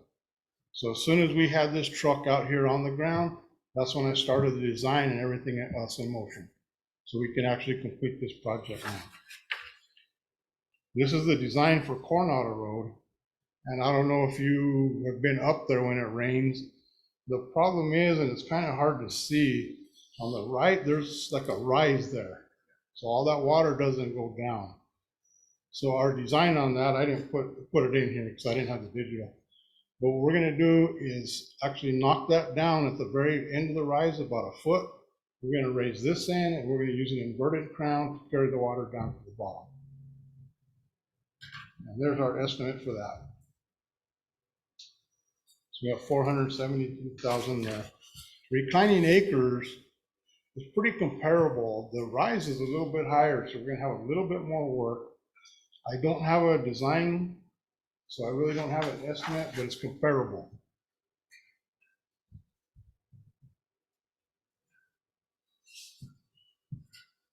So this is the other project. This is going to be the map application for this year. And this is what the one you approved earlier. This will be the redesign and repave of Meadowlark Lane. And there's the estimate, 728,000, as you've already seen that before. You saw the striping estimate, which is going to be the co-op. So these will be the totals. So we have a $66,000 carryover. If we take off the map, if we do get the grant from DOT, we're going to be subtracting 182,000 for the map, for the match. The co-op will be another 60,000. So we'll be in the whole 175,000. If we do decide to pave Coronado and Reclining Acres, we're going to be 1,100,000. Now, I don't want to go that way. I'd want to try to use state money. So we will try to do that, but we still need to have the match for that. And that's just kind of an example of what we do with our funds. This here is something that we just discovered, kind of interesting. So this is on Citibaca, and if you look towards the house on the right, you're gonna see a swale in the road. So this was actually landscaped before we got there. We dug this hole. They created a swale to carry the dirt or the water down the bar ditch to cross the road, but this was before that house was built. There's a Skafka pond just to the left. So I got to looking around in the existing plans and drawings for that area, and that's when we dug up the culvert. It was abandoned. So if you look at the next page, you can just get a better look at that swale that was put in. We're gonna have to remove that swale. I got with the engineer, and he said for liability purposes, we need to put it back the way it was designed. So we're gonna work on that. The one on the right is the Skafka pond, and it's hard to see, but there's an orange barrel out there, and that's the other end of that culvert. So these are just some of the things, and as I go through here, we discover more and more. We try to do what we can as the Public Works Department. We're working on our bar ditches. We're trying to line them with the millions and compact them. And what we have come up with, if we get rid of the sand, we can deal with the water. But this is what we do. Thank you very much for your time. So, Michael, before you leave, you were talking about a lot of silt filling up the pipe and how you need your vacuum truck. Is there a way you can deal with the silt before it gets into the pipe? Okay, if we put this pipe, we won't have the silt. It's the water running down that ditch. It's a ditch right now. So it's the water that's picking up the silt as it goes down. It comes down that big slope. So when it comes out of the pipe, though, it's going to be really clean water and it's going to really be hungry. I call it insurance. Well, when it gets down to the bottom, we're going to have a concrete structure to divert it. Divert it to both sides of Loma Larga and the bar ditches. Okay. Are those are in our right of way, correct? In our right of way. Okay. All right. So what, I don't know if you guys noticed this, but he is using our bond money for matches and getting some other money from other people to do the projects. And that's excellent. You're leveraging our money a significant amount. This is something that we really need to do. And we need to get this dealt with because this is a flooding issue. It damages people's personal property. Yes, Stuart. Thank you, Mayor. So, yeah, I'm a little worried about when the water gets down to Loma Larga. And we're dispersing it off to the sides, but at the same time, you've got the sides filling up as well from other, water that may be coming as well. I'm a little concerned about spilling over the road and into the MRGCD ditch. How are we going to prevent that from happening? If you go down Loma Larga, and I can take and show you, there are structures there that take the water to the MRGC ditch. Okay. You need to get a permit from them though, don't you? We already have it. You have a permit. They're operational. Okay. But this water will be diverted into those structures? Yes. And then any overflow from there will go into the MRGC ditch? The problem we're having is that slope, when that water comes down from Sereno, it brings all that sand down. Yeah. Comes over the road, it just fills everything up. When water gets moving though, it's a non-compressible fluid and it just moves. Don't take anything with it. Last year, I actually requested co-op funding to do Sereno Road, and they didn't give it to me. That's why I'm going to use that bond. Is there any chance for EPA money or anything like that? I can't find anything that would give us money for that. Okay. So think of, excuse me, just a second. Think of, I don't know, do you all remember 2006 or so, the Harvey Jones Canal? Yep. The silt is the problem. Yes. Okay. Councilor Knight. I was gonna say, thank you. Some of those roads were in my district. Yes. It's a mess. When we have a downpour that we had like 5 years ago, where it just opened up and poured, so many people's properties were affected. Right. And Serrano is really bad, really bad. So, thanks. Councilor Murray? Well, the other question is, are there other high priority items besides these two that you have identified in terms of the drainage on the impact on Loma Larga?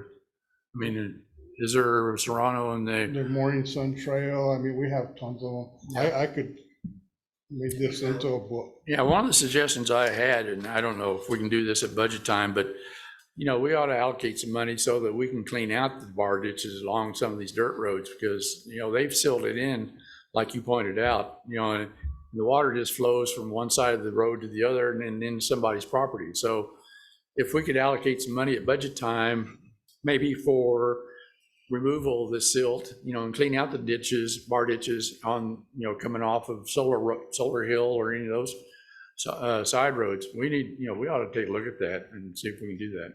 Okay, make yourself a little Post-it note to remind you to put that on the budget. Okay. And we can, you know, you can, yes, we can try. Yeah. You know, we can see if we can find the funds to do that. But Well, it's, and you're gonna find- it's really, I hate to say this, but it's better if we can use somebody else's money. Well, I understand that, but, you know, at the time too, you know, as it's sealed it in, it's covered the culverts and they don't function. Well, that's why we have the Vector truck to help maintenance and to clean out some of that silt. It's the same issue that Skafka dealt with for years, and why they did a lot of the work up to Harvey Jones and Los Montoyas, Lomitas Negras, and all those, because of silt issues, not water. You can, as Michael said, you can deal with the water. You can plan for the water, but you can't plan for the amount of silt that comes down. You can try, but, you know. So, Michael, you would like to get $1 million on the bond? Just to keep us rolling. Right. We did good with the last one. The one before that paid for a lot of our Yeah. matches, so just to keep it rolling. Okay, very good. Anybody else have a question? Yes, sir, Councilor Burkett. Just a reminder, and I should know this, but from the ICIP list, how much did we ask the state for roads and flood control? Off the top of my head, it was like 500,000, wasn't It was a lot. it? It was a lot, small. Okay. Hopefully we get something. Thanks. I think it was like 1.5 million. I believe it's in the millions on our ICIP list, but I Yeah. can't remember off the top Yeah, of my head. I'm talking too. Cool. Thank you, guys. Thank you, Michael. Fire Chief?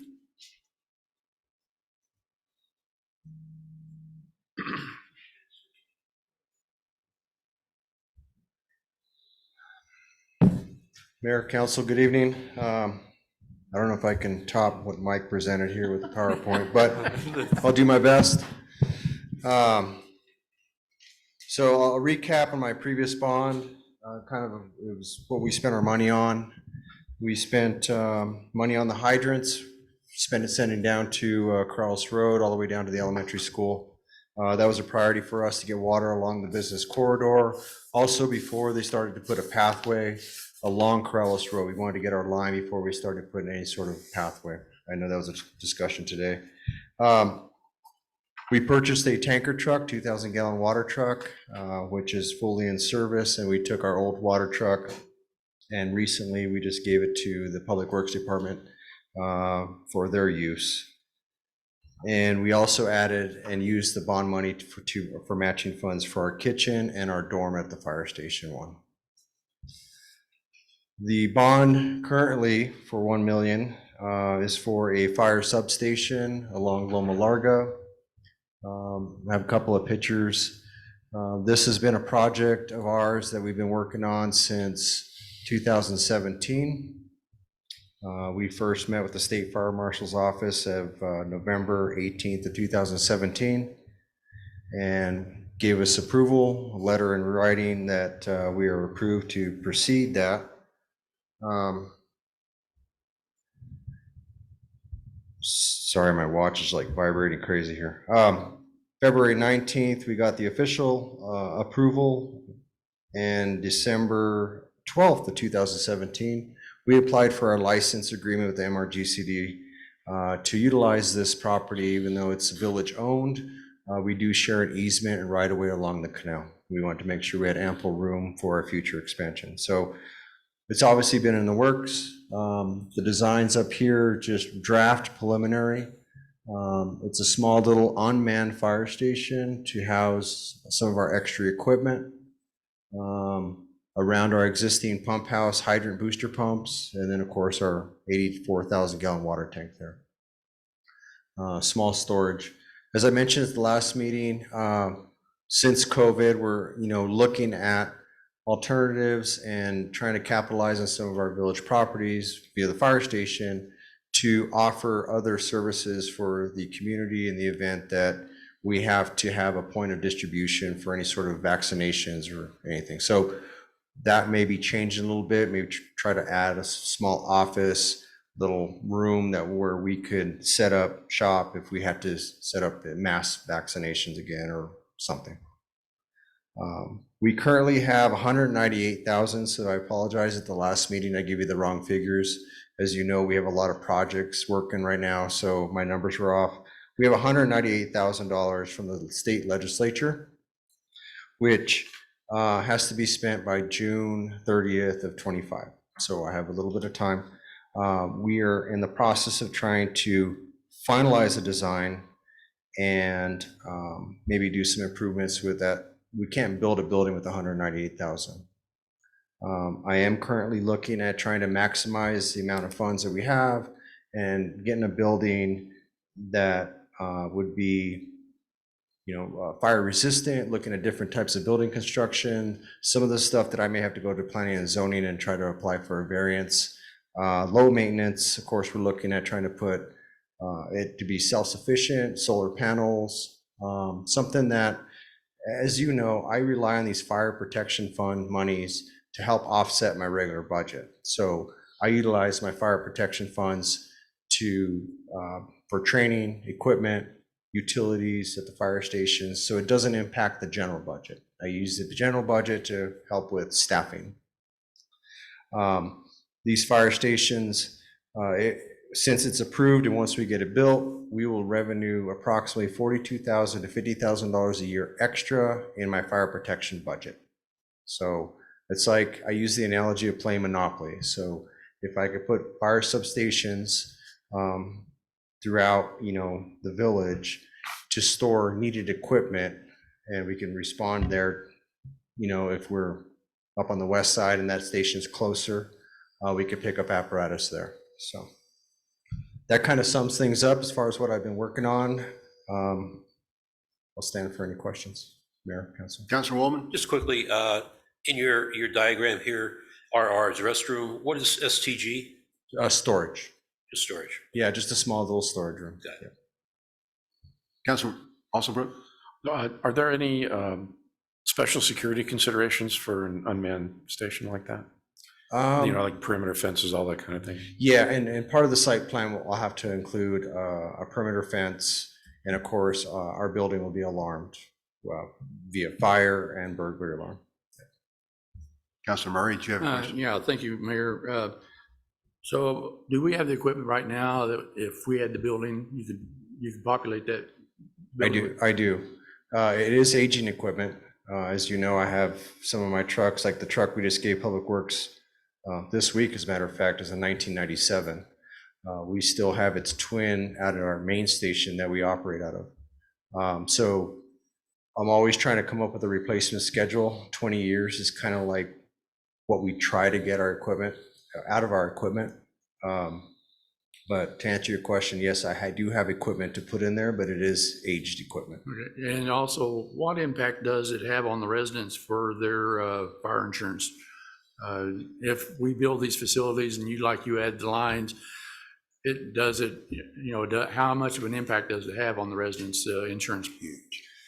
Mayor, Councilor, I think there's a formula to calculate when a citizen calls for their insurance, the distance away from a fire station or substation, but it also calculates the distance away from a hydrant.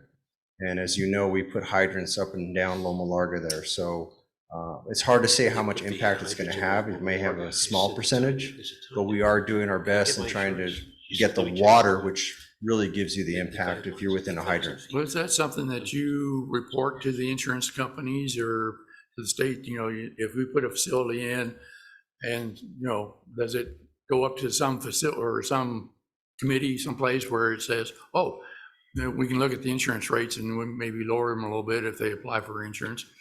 Yes, Mayor, Councilor, like I mentioned, the State Fire Marshal's office has already looked at the site, so that's the first step to see if they consider it as a feasible site, which they did, and I have a letter from them.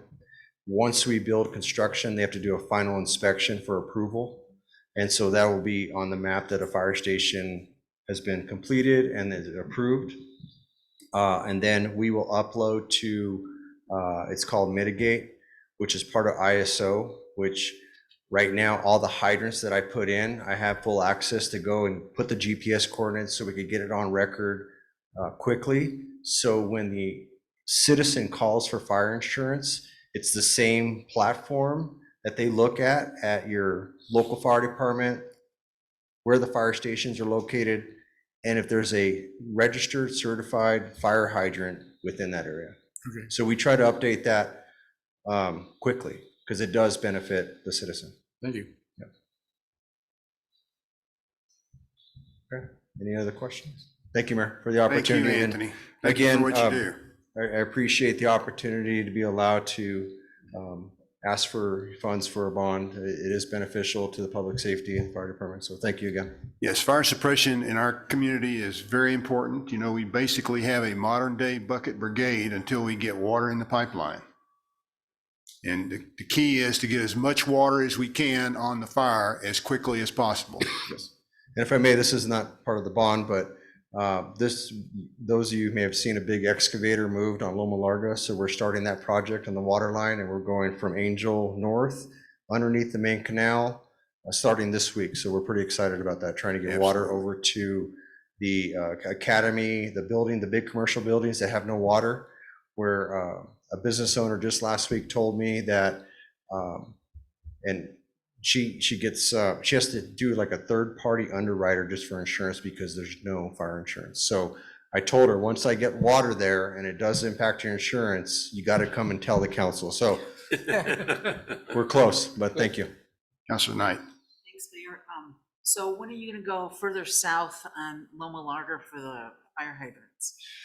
That's also in the works. My goal, depending on, we'll see how we score with the legislation and capital outlay, but I'd like to go all the way down to Coronado. It's like my next benchmark from on the Loma Larga water line to Coronado. We're close, so. Thank you. Okay, thank you, Anthony. We have the Farmland Preservation Committee here Oh, as well. yeah, one more group. You guys. Mr. Mayor, we had 1.1 on the first one. How much did the fire department want? 1.3 total, right? No, Anthony, you have 198,000, and we had talked about $1 million. Yeah. Well, just a straight million? I'm sorry, Mayor, Just a straight Councilor? million? I didn't hear that. A straight million? From the bond. Straight million for the bond, yes. Yeah, okay, gotcha. Unless there's some hidden fees there and. So, but so was the 1.3 now reduced to 1.198? Or is it still the overall cost, 1.3? it's like 1.3. But you have 198,000. I have 198,000 now Not from the 300 legislation that I have So to the diff- spend. Not the 300,000 you mentioned before. Yeah, and that's, I don't know if you Got it. caught that. I Yeah. misspoke at the last meeting. Right. I had different numbers in my head with the Sure. fire hydrants and stuff. That's So fine. that's why I wanted to clarify tonight. It's 198,000 that has to be spent by the end of June, Gotcha. 30th of 25. Got it. Yeah. Thank And you. you can use that money for planning and design? Yes. Okay. Yeah.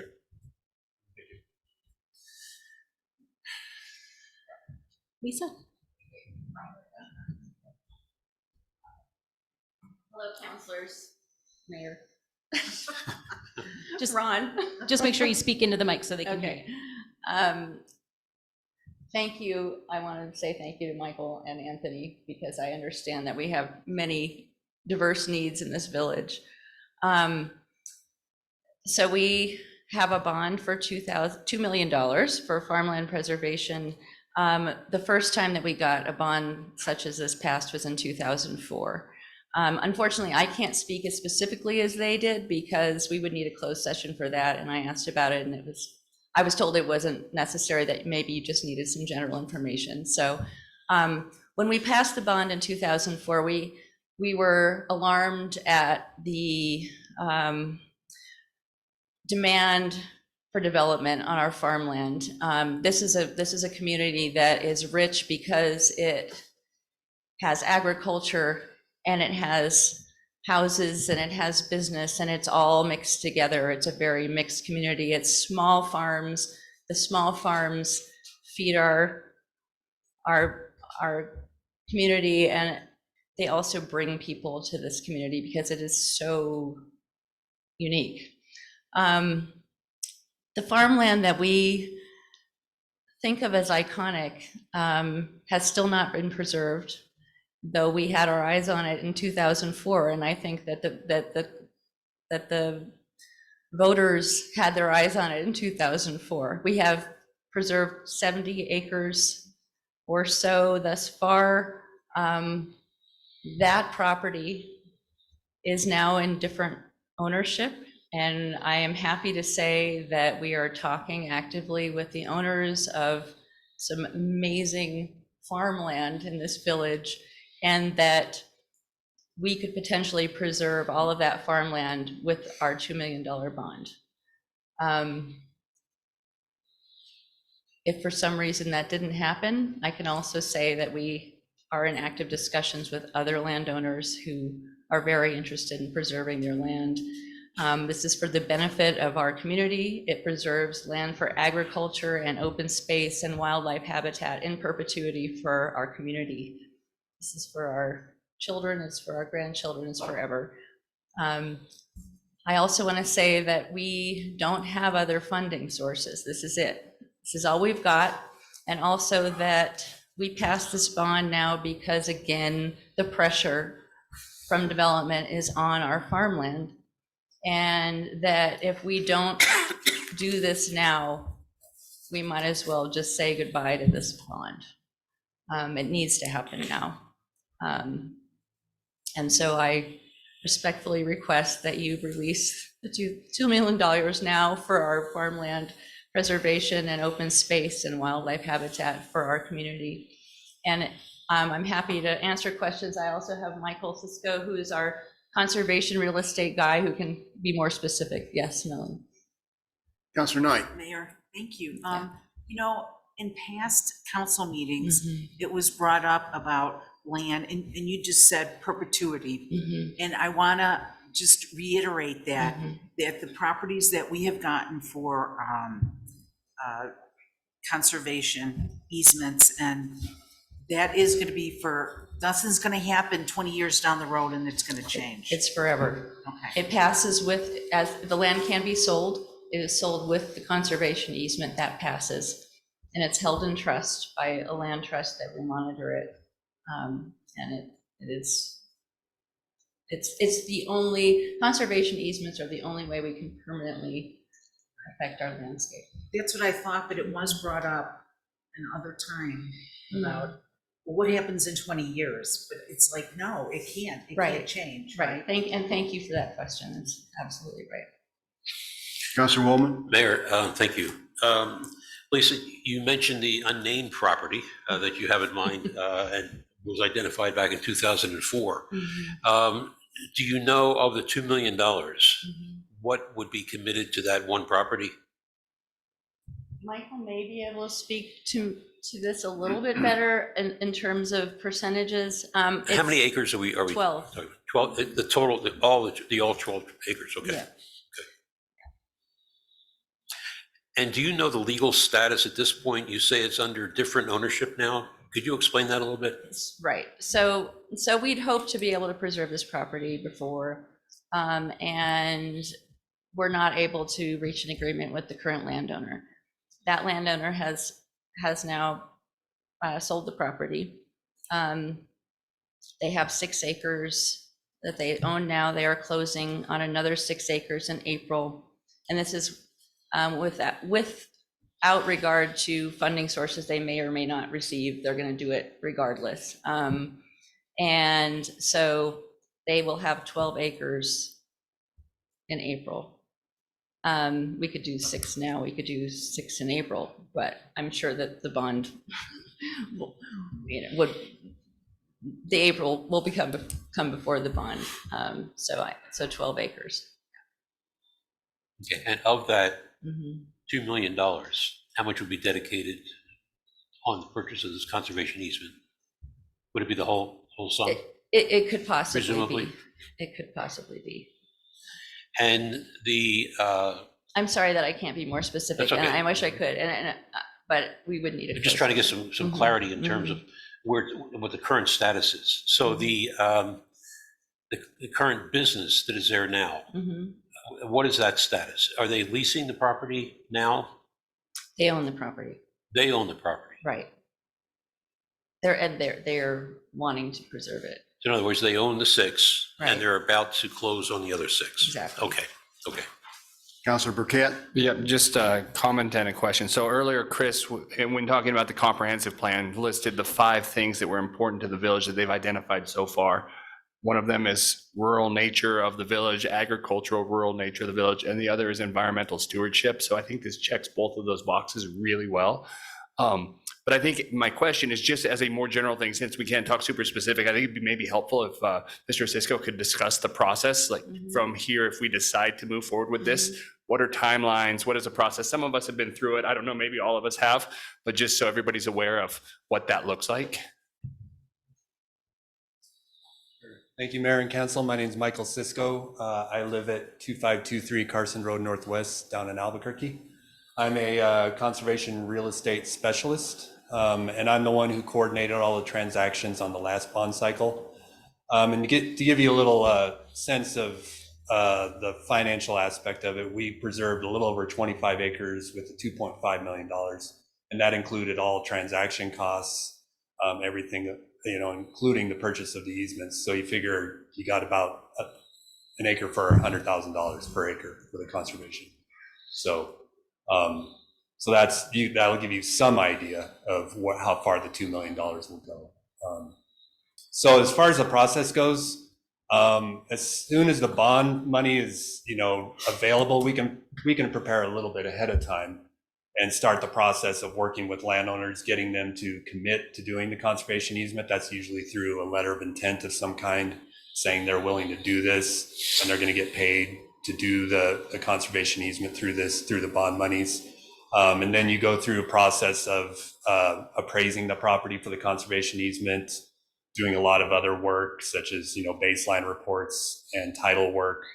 And then when it's time to close, if everything goes according to plan, the bond monies would be wired to the title company and you would close. And so the whole process typically takes anywhere from 12 to 18 months, somewhere in there. It can go a lot faster if you don't have public funding involved. Usually the bond cycle and the bond money hold up the process, just releasing the funds. So does that give you a good idea of the timeline and process? Yes, sir. Councilor Mira. Well, first of all, say hi to the Ortegas. Oh, yeah, that's Where right, you neighbors.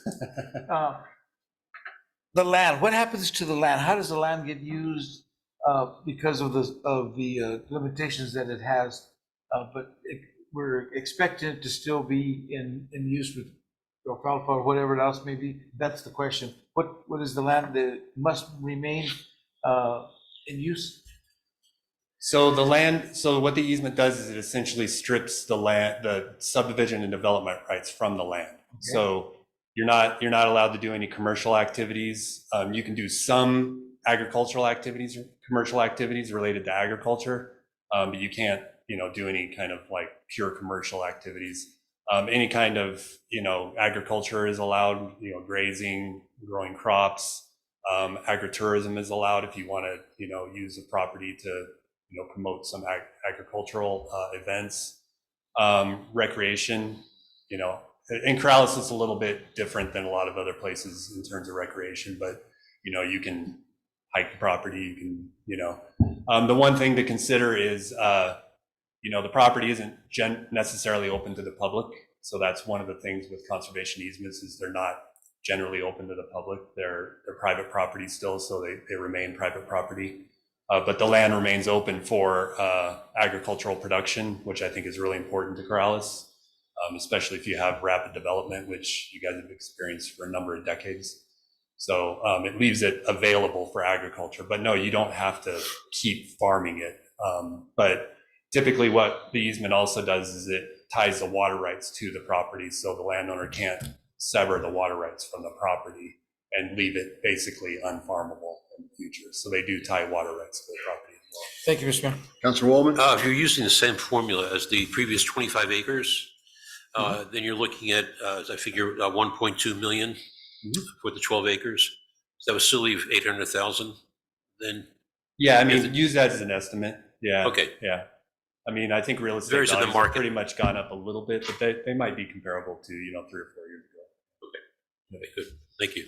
Councilor Murray? Thank you, Mayor. And I'm going to take, Ms. Brown's comment about it in perpetuity. Nothing's in perpetuity because laws change. Land trusts probably go out of business, but we can't guarantee that it's going to be in perpetuity. But my question is, you mentioned no commercial activity. Would cannabis not be allowed on that property? That's considered an agricultural crop, so it would be. So it could be a commercial facility even with that. And what happens if the property is bought by somebody and they don't care about farming and it goes into inactivity? I mean, who maintains that property? Yeah, so that's a good question because it's up to the landowner how they manage their property. There's no language in the easement requiring them to keep it in agricultural production. Is there any language to opt for any one of the parties to opt out in the contract? You would, so I think you're talking about terminate the easement? Well, when you're bringing to us a contract, between the two parties, can either party opt out of the process? Yeah, I think there's clauses where you can opt out due to title reasons. But it's similar to regular purchase agreements where you have to have a reason if funding doesn't become available or if there's title problems. You can't just say, I don't want to move forward at a certain point once you sign a purchase agreement. So the conservation easement will go up to the New Mexico Land Trust, is that correct? Yeah, New Mexico Land Conservancy. Okay. Yeah. All right, thank you. Anyone else? Thank you, sir. You're welcome. Thank you. I just wanted to briefly address the idea that somebody might come and, neglect the land for a period. And I think that, I guess, the best way to think about it is that it is in perpetuity. And so that even if, for 5 years, say, or a number of years, the land is out of production, there's always the possibility that the land can be back in production. And it's always open space. It's always habitat, regardless of how it's being maintained for that short period of time, because we're thinking long-term here. We're thinking into our future and we're thinking of permanence. Now, So may I ask one more question? This might be a little personal. You don't have to answer this if you don't want to. Are any of the Farmland Preservation Committee members adjacent to any of these properties? No, Okay, not the ones I'm talking about. okay. Anything else? Anybody else? Anyone else? Okay, Lisa, thank you. Excuse me, Chief?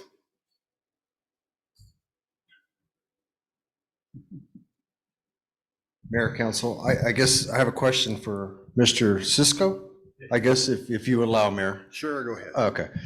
You mentioned water rights. Is that something that would that be transferable for village use on other locations throughout the village, like for the water tanks or anything, or they're only attached to the land, I guess, or legal?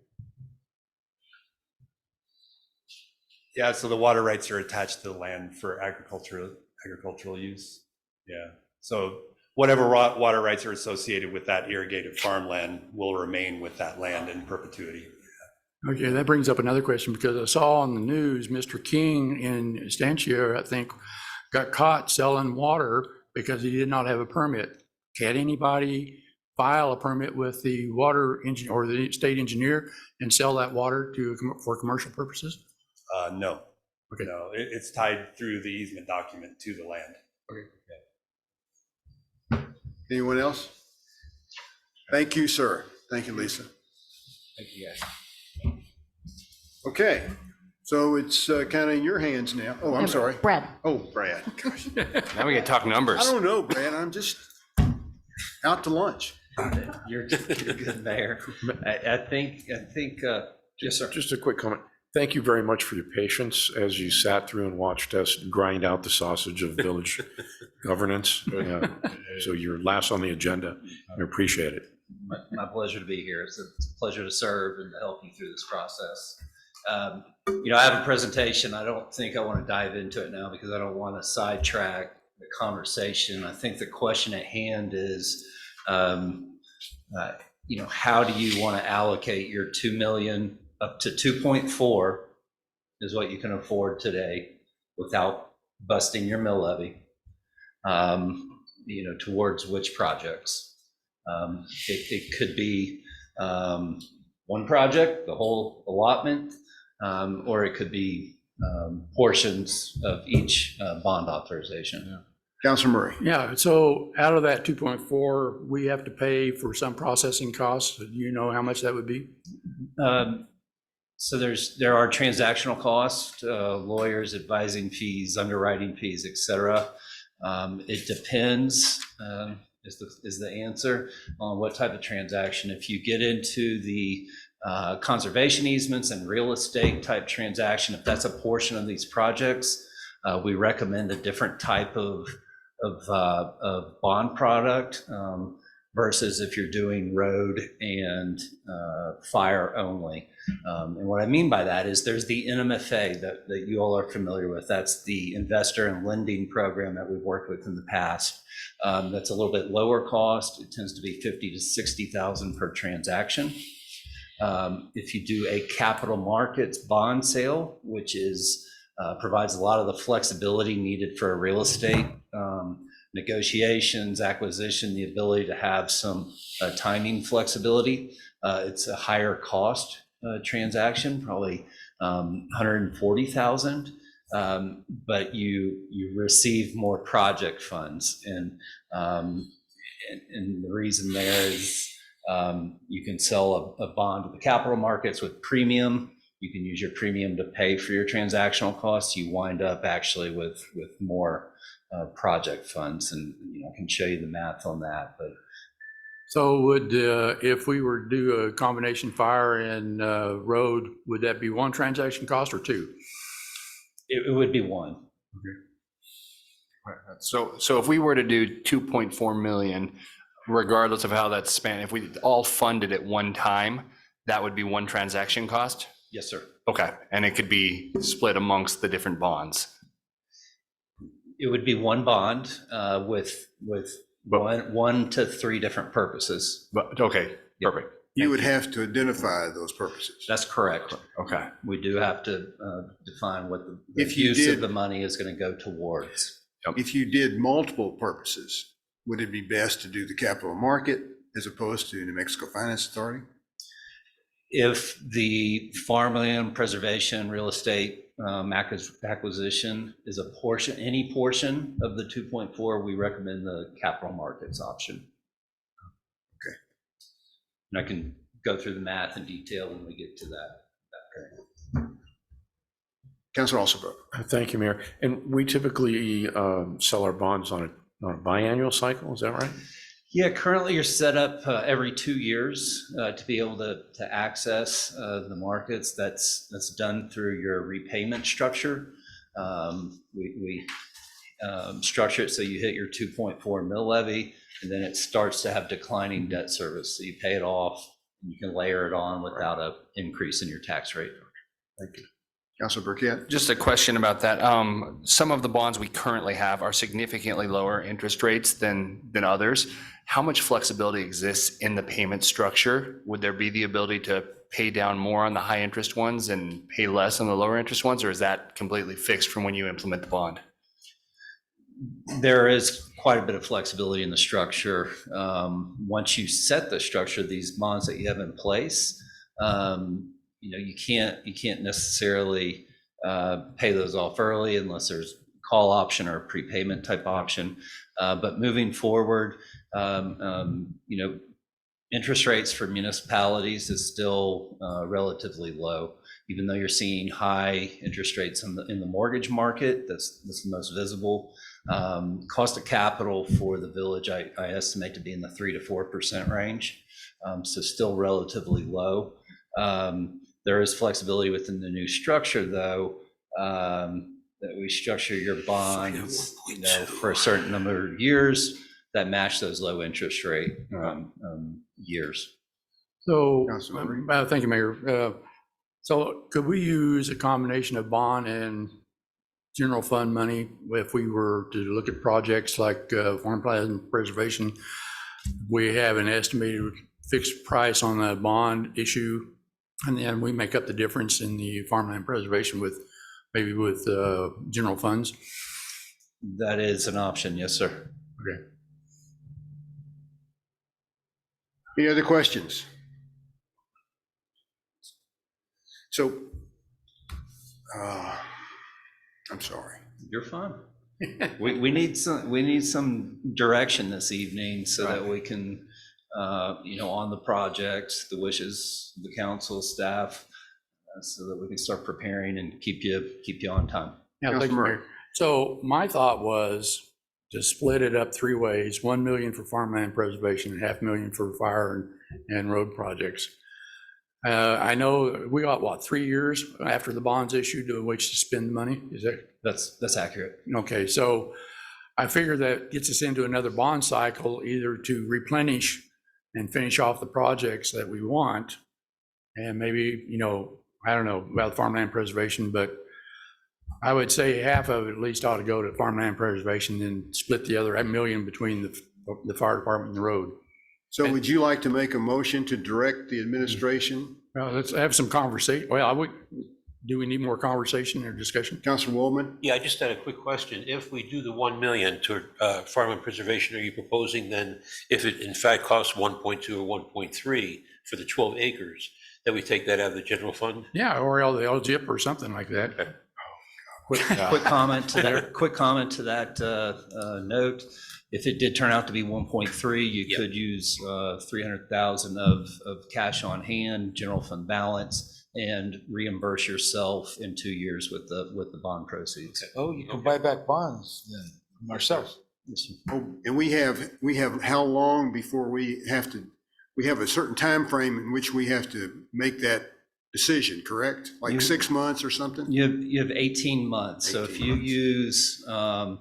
if you use your cash to help complete a project, you have 18 months from that date to reimburse yourself with bond proceeds.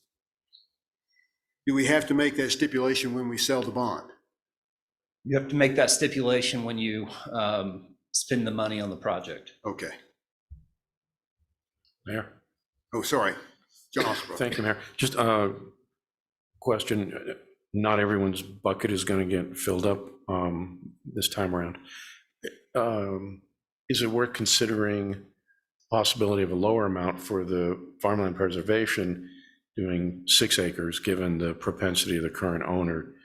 In other words, we demonstrate goodwill with 6, and we're going to come back for the other 6 real soon, as soon as we can. So, how do I phrase this? Do you want to direct the administration in a certain way? My inclination is to do at least $1.5 million, if not all, on the farmland bond, because that's the stuff that's disappearing, and that's the thing that has no other funding. And I would hate to find us in a situation where we can buy the crown jewel of the crown, and it's going to require some. Crown jewel of the crown may depend on who you ask. 100%, I agree with that. But I think if you ask most people would agree on what the crown jewel is, and not everybody would, but I think most people would. But I do think that 2 things are happening. 1, that land is going away, and 2, that the value of it is going up. And both of those things are adversarial to holding off on that. And there's no other additional funding to keep that torch moving, where I'm happy to fight as hard as we need to keep getting public works and fire suppression funding from all of the other sources that exist, to keep that coming. And I fully support doing the full 2.4 and getting as much to them as we can, but I don't want to do it at the cost of losing land. So, and I would be willing to make a motion to say that, probably in a shorter version. Councilors, the only thing that I would suggest that we might consider is that there may be a time at the next meeting or special meeting if you're looking at farmland preservation, there needs to be some discussion regarding that particular piece of property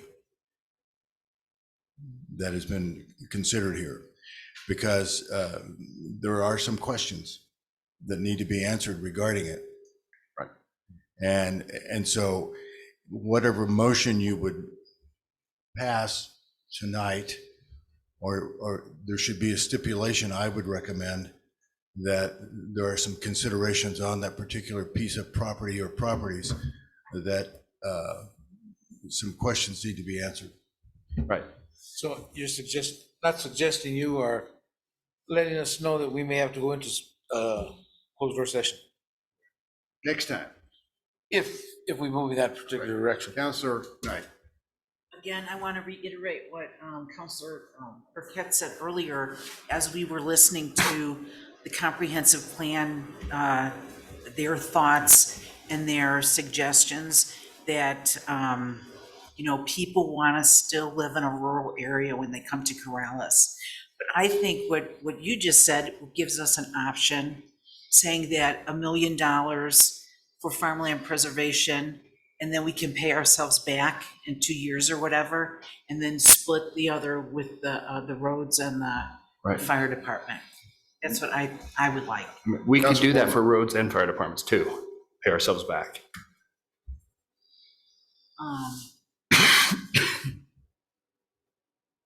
But you're saying to give it all to farmland preservation, and then the next time get the roads and the fire department? Okay. Let's give another opportunity. Councilor Woolman. Yes, thank you, Mayor. Mr. Pratt, if you need a commitment from us tonight to go ahead with the 2.4 million, is that correct? And then we decide, perhaps at a later date, within 2 weeks or a month, how we're going to divide that money up? Opposite, sir. We need to know the projects that you want to move forward with. And the because we dollar go two different amounts. paths. And the dollar amounts? The dollar amounts have some flexibility at this point. We would need to know in early March, before your next council meeting, closely what those dollar amounts are. One more comment on the farmland preservation. If you were to bond for any portion of that or the full portion of that, you don't have to lock in beforehand what that specific purchase is going to be, what that conservation easement is going to be. You can fund yourself, the council and staff still have access to that money. You still have a chance to approve which pieces of land that you would pursue and approve those contracts. And the second question is, you said we could, at the second phase, repay ourselves from the second half of the bond. When might that, what's the timing on that? We talked before, I think, 2 years and 2 years. It's 2 years from now. Okay. Yes, sir. I have a question. Counselor Knight. When the Corleños approved the bond, they wanted the three different things. I think we need to think about that too, that if we give it all to farmland preservation, they may think, well, I thought I was going for roads too, because I live on Serrano or I live up in the Sand Hills. So that's why I'm thinking that, feeling like everybody wants a piece of this pie. And even, if we can split it up some way that everybody gets something, and hopefully we get all of the farmland that we're thinking of, that would be a good way to go. Councilor Murray. Yeah, one of the reasons I wanted to split this up, because like Michael has said, he can leverage some of that bond money, maybe for additional monies from the state or from the feds.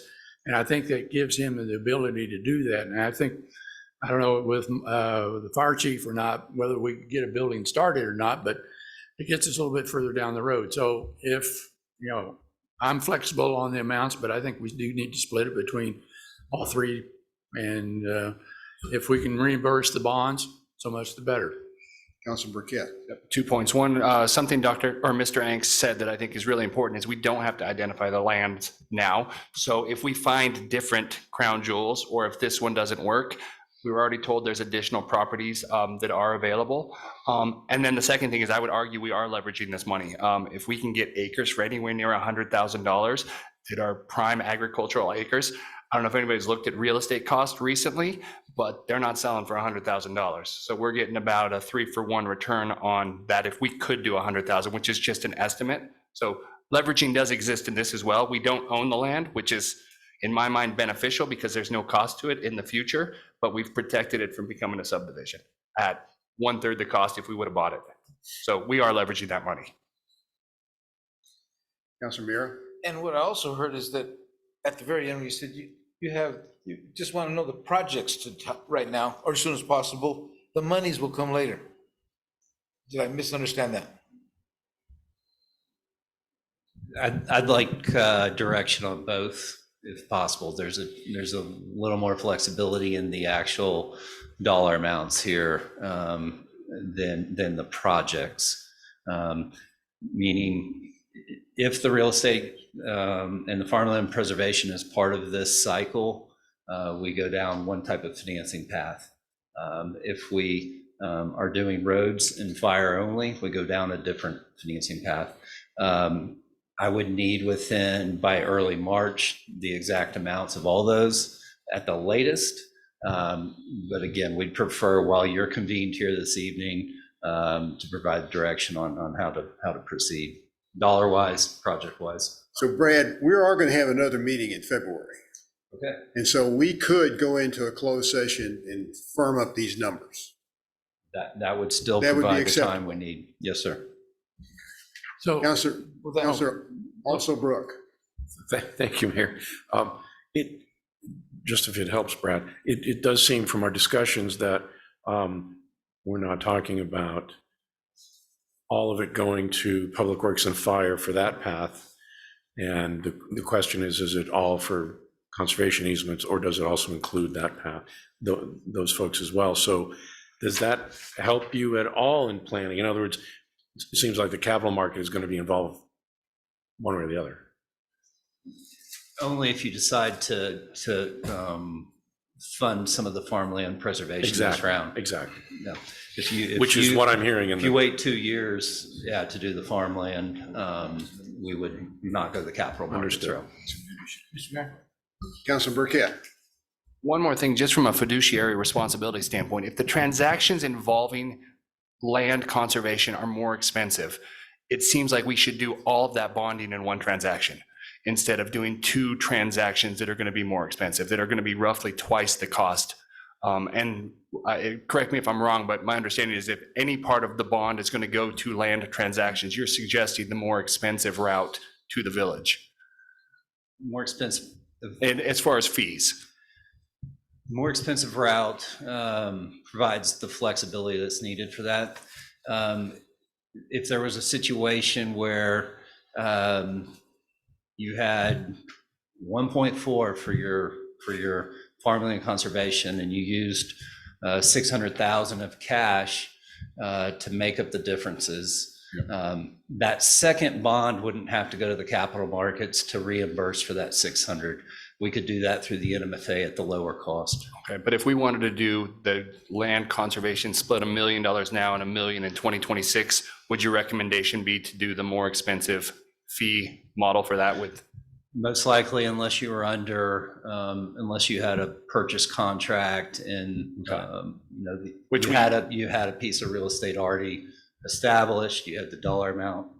Yeah, which we wouldn't be able to do because we can't take those steps until we have funding to get the memorandum of understanding or letter of intent from the owners. That's right. For negotiation purposes, a lot of different reasons. Councilor Murray? Yeah, so if we floated the 2.4 this time, we would only have 1.6 available next time. Yes, sir. Okay. Councilor Mira?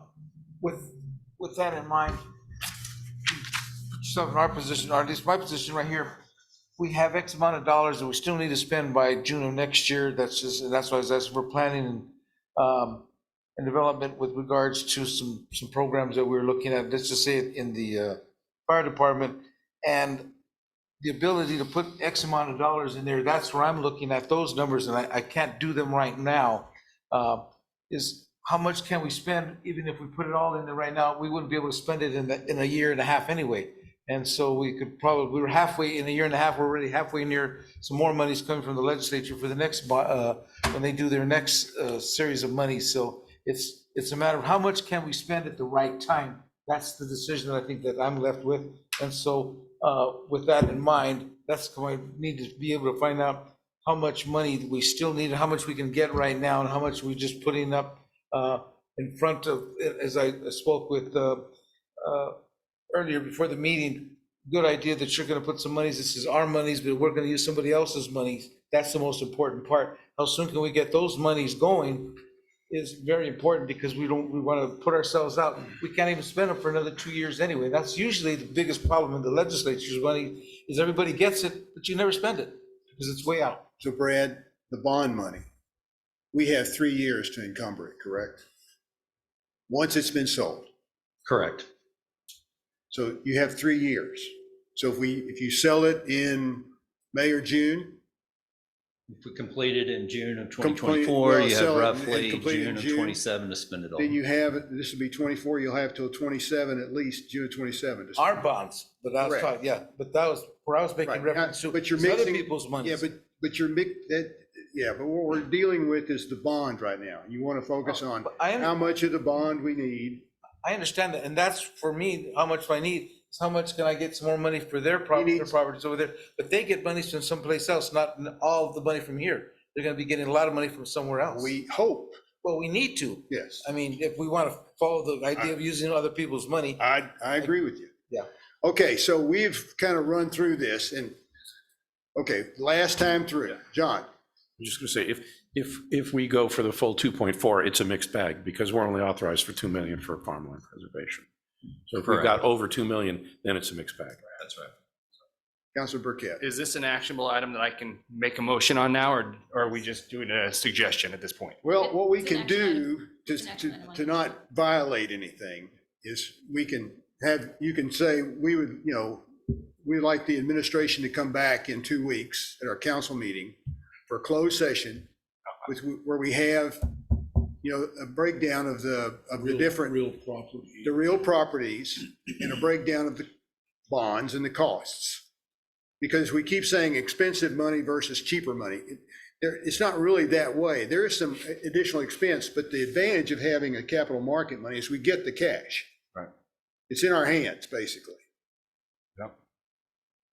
So if you would like to direct us to come back for a closed session in 2 weeks, and we can kind of hash all this stuff out. I just don't know that the closed session affects the motion that I would make. I think that would be useful information in the closed session, but in my eyes, it would just be as far as determining which properties we give a serious look and how soon. So what motion did you want to, you can make? I would make a motion that we bond 2.4 million, 2 million to farmland preservation, 200,000 to each of the other 2 bonds currently.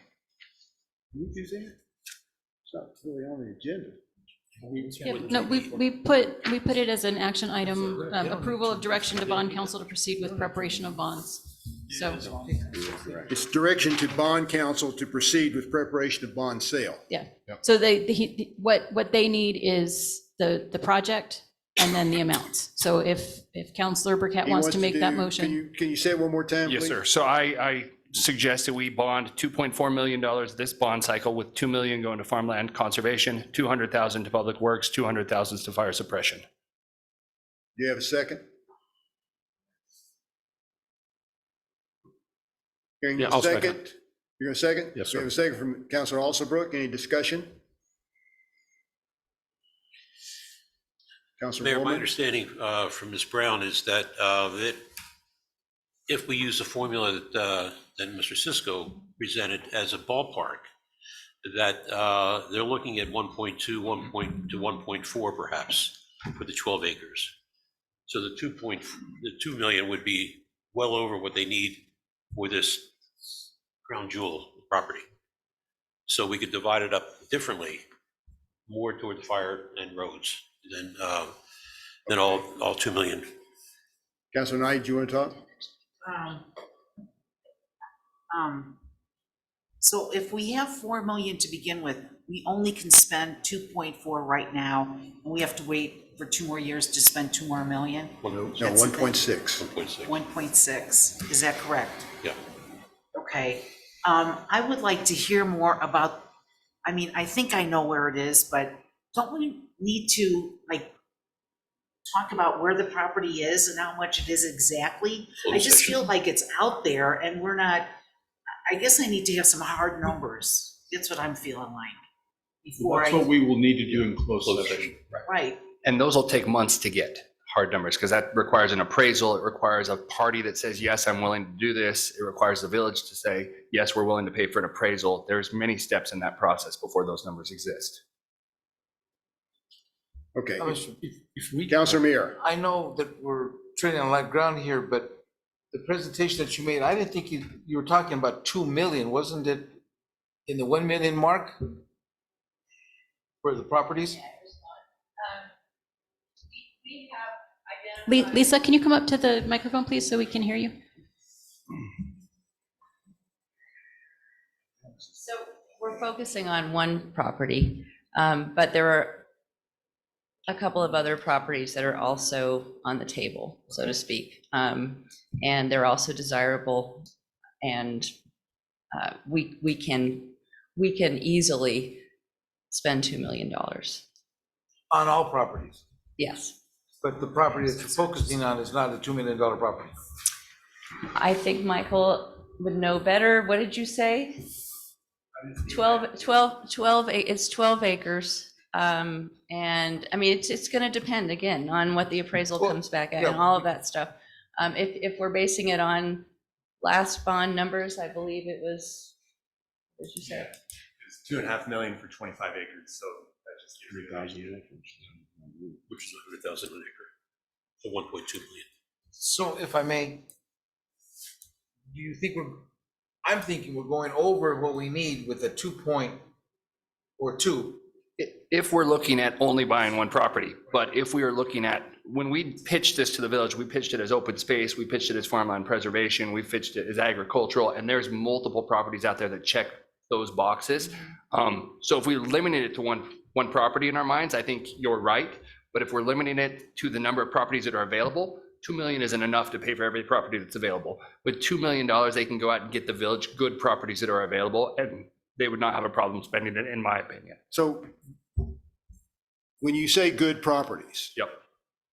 What would be your definition of good properties? My definition is properties suggested by the commission that we've appointed to search for these properties and voted on approval by the village So council. good properties, in my mind, would be properties owned by the village, owned by the people of the village, that are open space, and again, could be protected under a farmland conservation easement. I think with the current bond, good properties are defined as properties picked by our Farmland Preservation Commission and approved by the village council, because that is the steps necessary for us to say, yes, this is a good property, let's spend village dollars. Okay. Yeah, but we don't even Councilor know Knight. what those properties are at this point, because they're kind of just out there. If we went into a closed meeting, I think we could have more of a. More information. Definite, a definite, this is where it is. Because to me, I would think that the premier properties are off Corrales Road. That's what I think. You would Councilor not be Murray. wrong. Thank you, Mayor, because the other ball we haven't considered is the west of Loma Larga. There are properties up there that you cannot build on that we probably should purchase because you just can't, they've got the slopes, you can't build on them. And it's probably for erosion control anyway to begin with. We haven't even considered going west of Loma Larga for purchasing properties. The farmland preservation, they're looking down here off Corrales Road or Loma Larga. So I'm not in favor of spending 2 million right off the bat.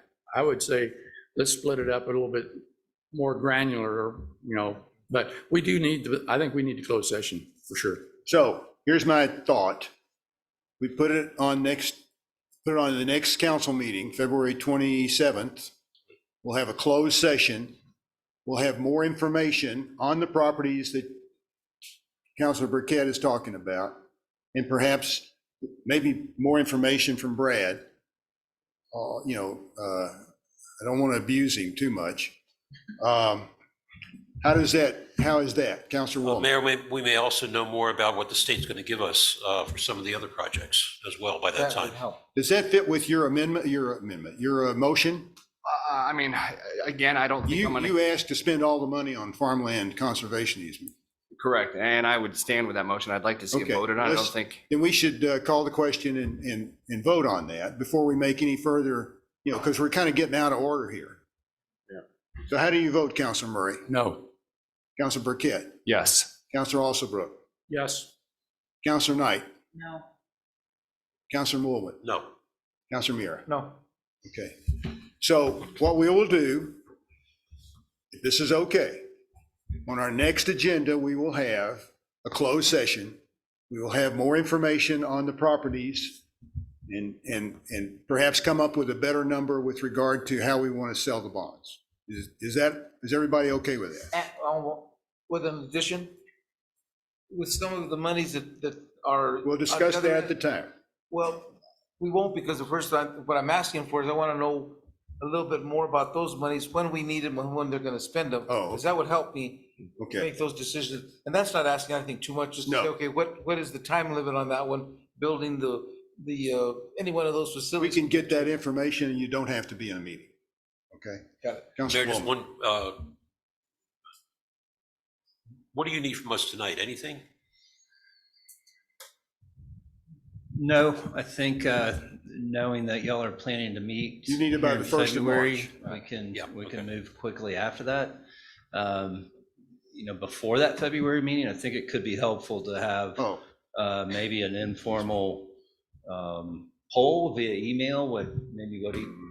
I can't do that. Well, we have, yeah. We will be able, hopefully, we'll be able to tell you after February Okay. 27th. We'll look for that direction after that date.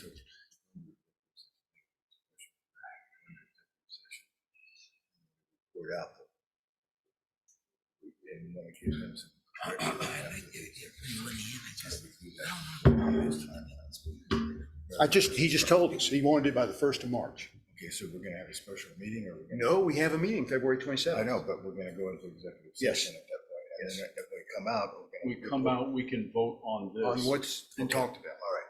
Okay? I think that's the cleanest way. Yeah. Yes, John? Just a question, at what point does it become inflexible on how we distribute the funds among the 3 projects?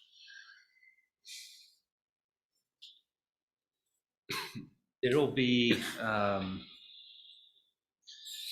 at your March meeting, you would vote to approve a resolution to move forward. It would be it'll be April before it's completely locked down and you can't back out. Thank you. Councilor Burkett? Just curious what we intend to discuss during closed session, because I know we have this one property we've been talking about, but we're gonna be only slightly less vague on other properties because there's not gonna be letters of intents. There's not gonna be. Property that you're talking about, we need to be specific. Okay, but yeah, okay. The property that Lisa was talking about, we need to be more specific for everyone to feel like they have been noted, they know. We're just gonna have similar ambiguity about all the other potential properties. Okay, you may not have enough money for all the others.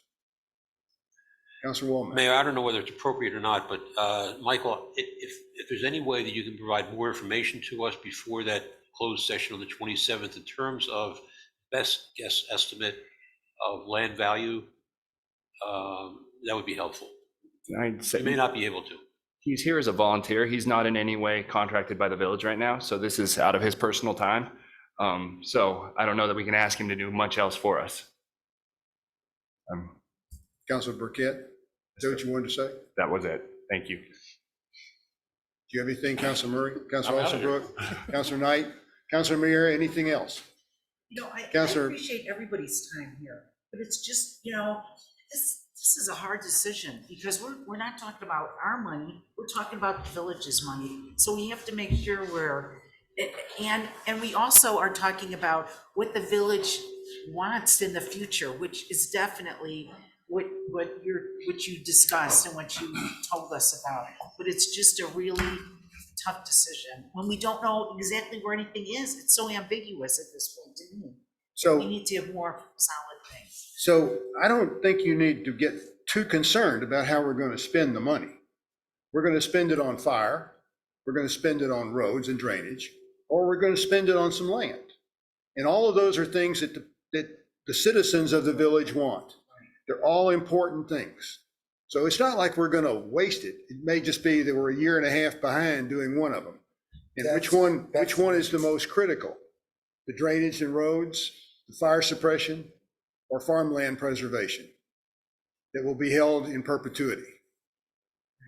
Okay, so that's sort of what you have to balance. Right, but it is a lot to ask. I mean, you don't That's have why to you vote. got We elected. do, you know? That's why you got elected. He votes a lot lately because we split. Okay, I think we have finished the business of the meeting tonight. We will put that on the agenda next time for a closed session. We'll try to have more information so that we can make a decision.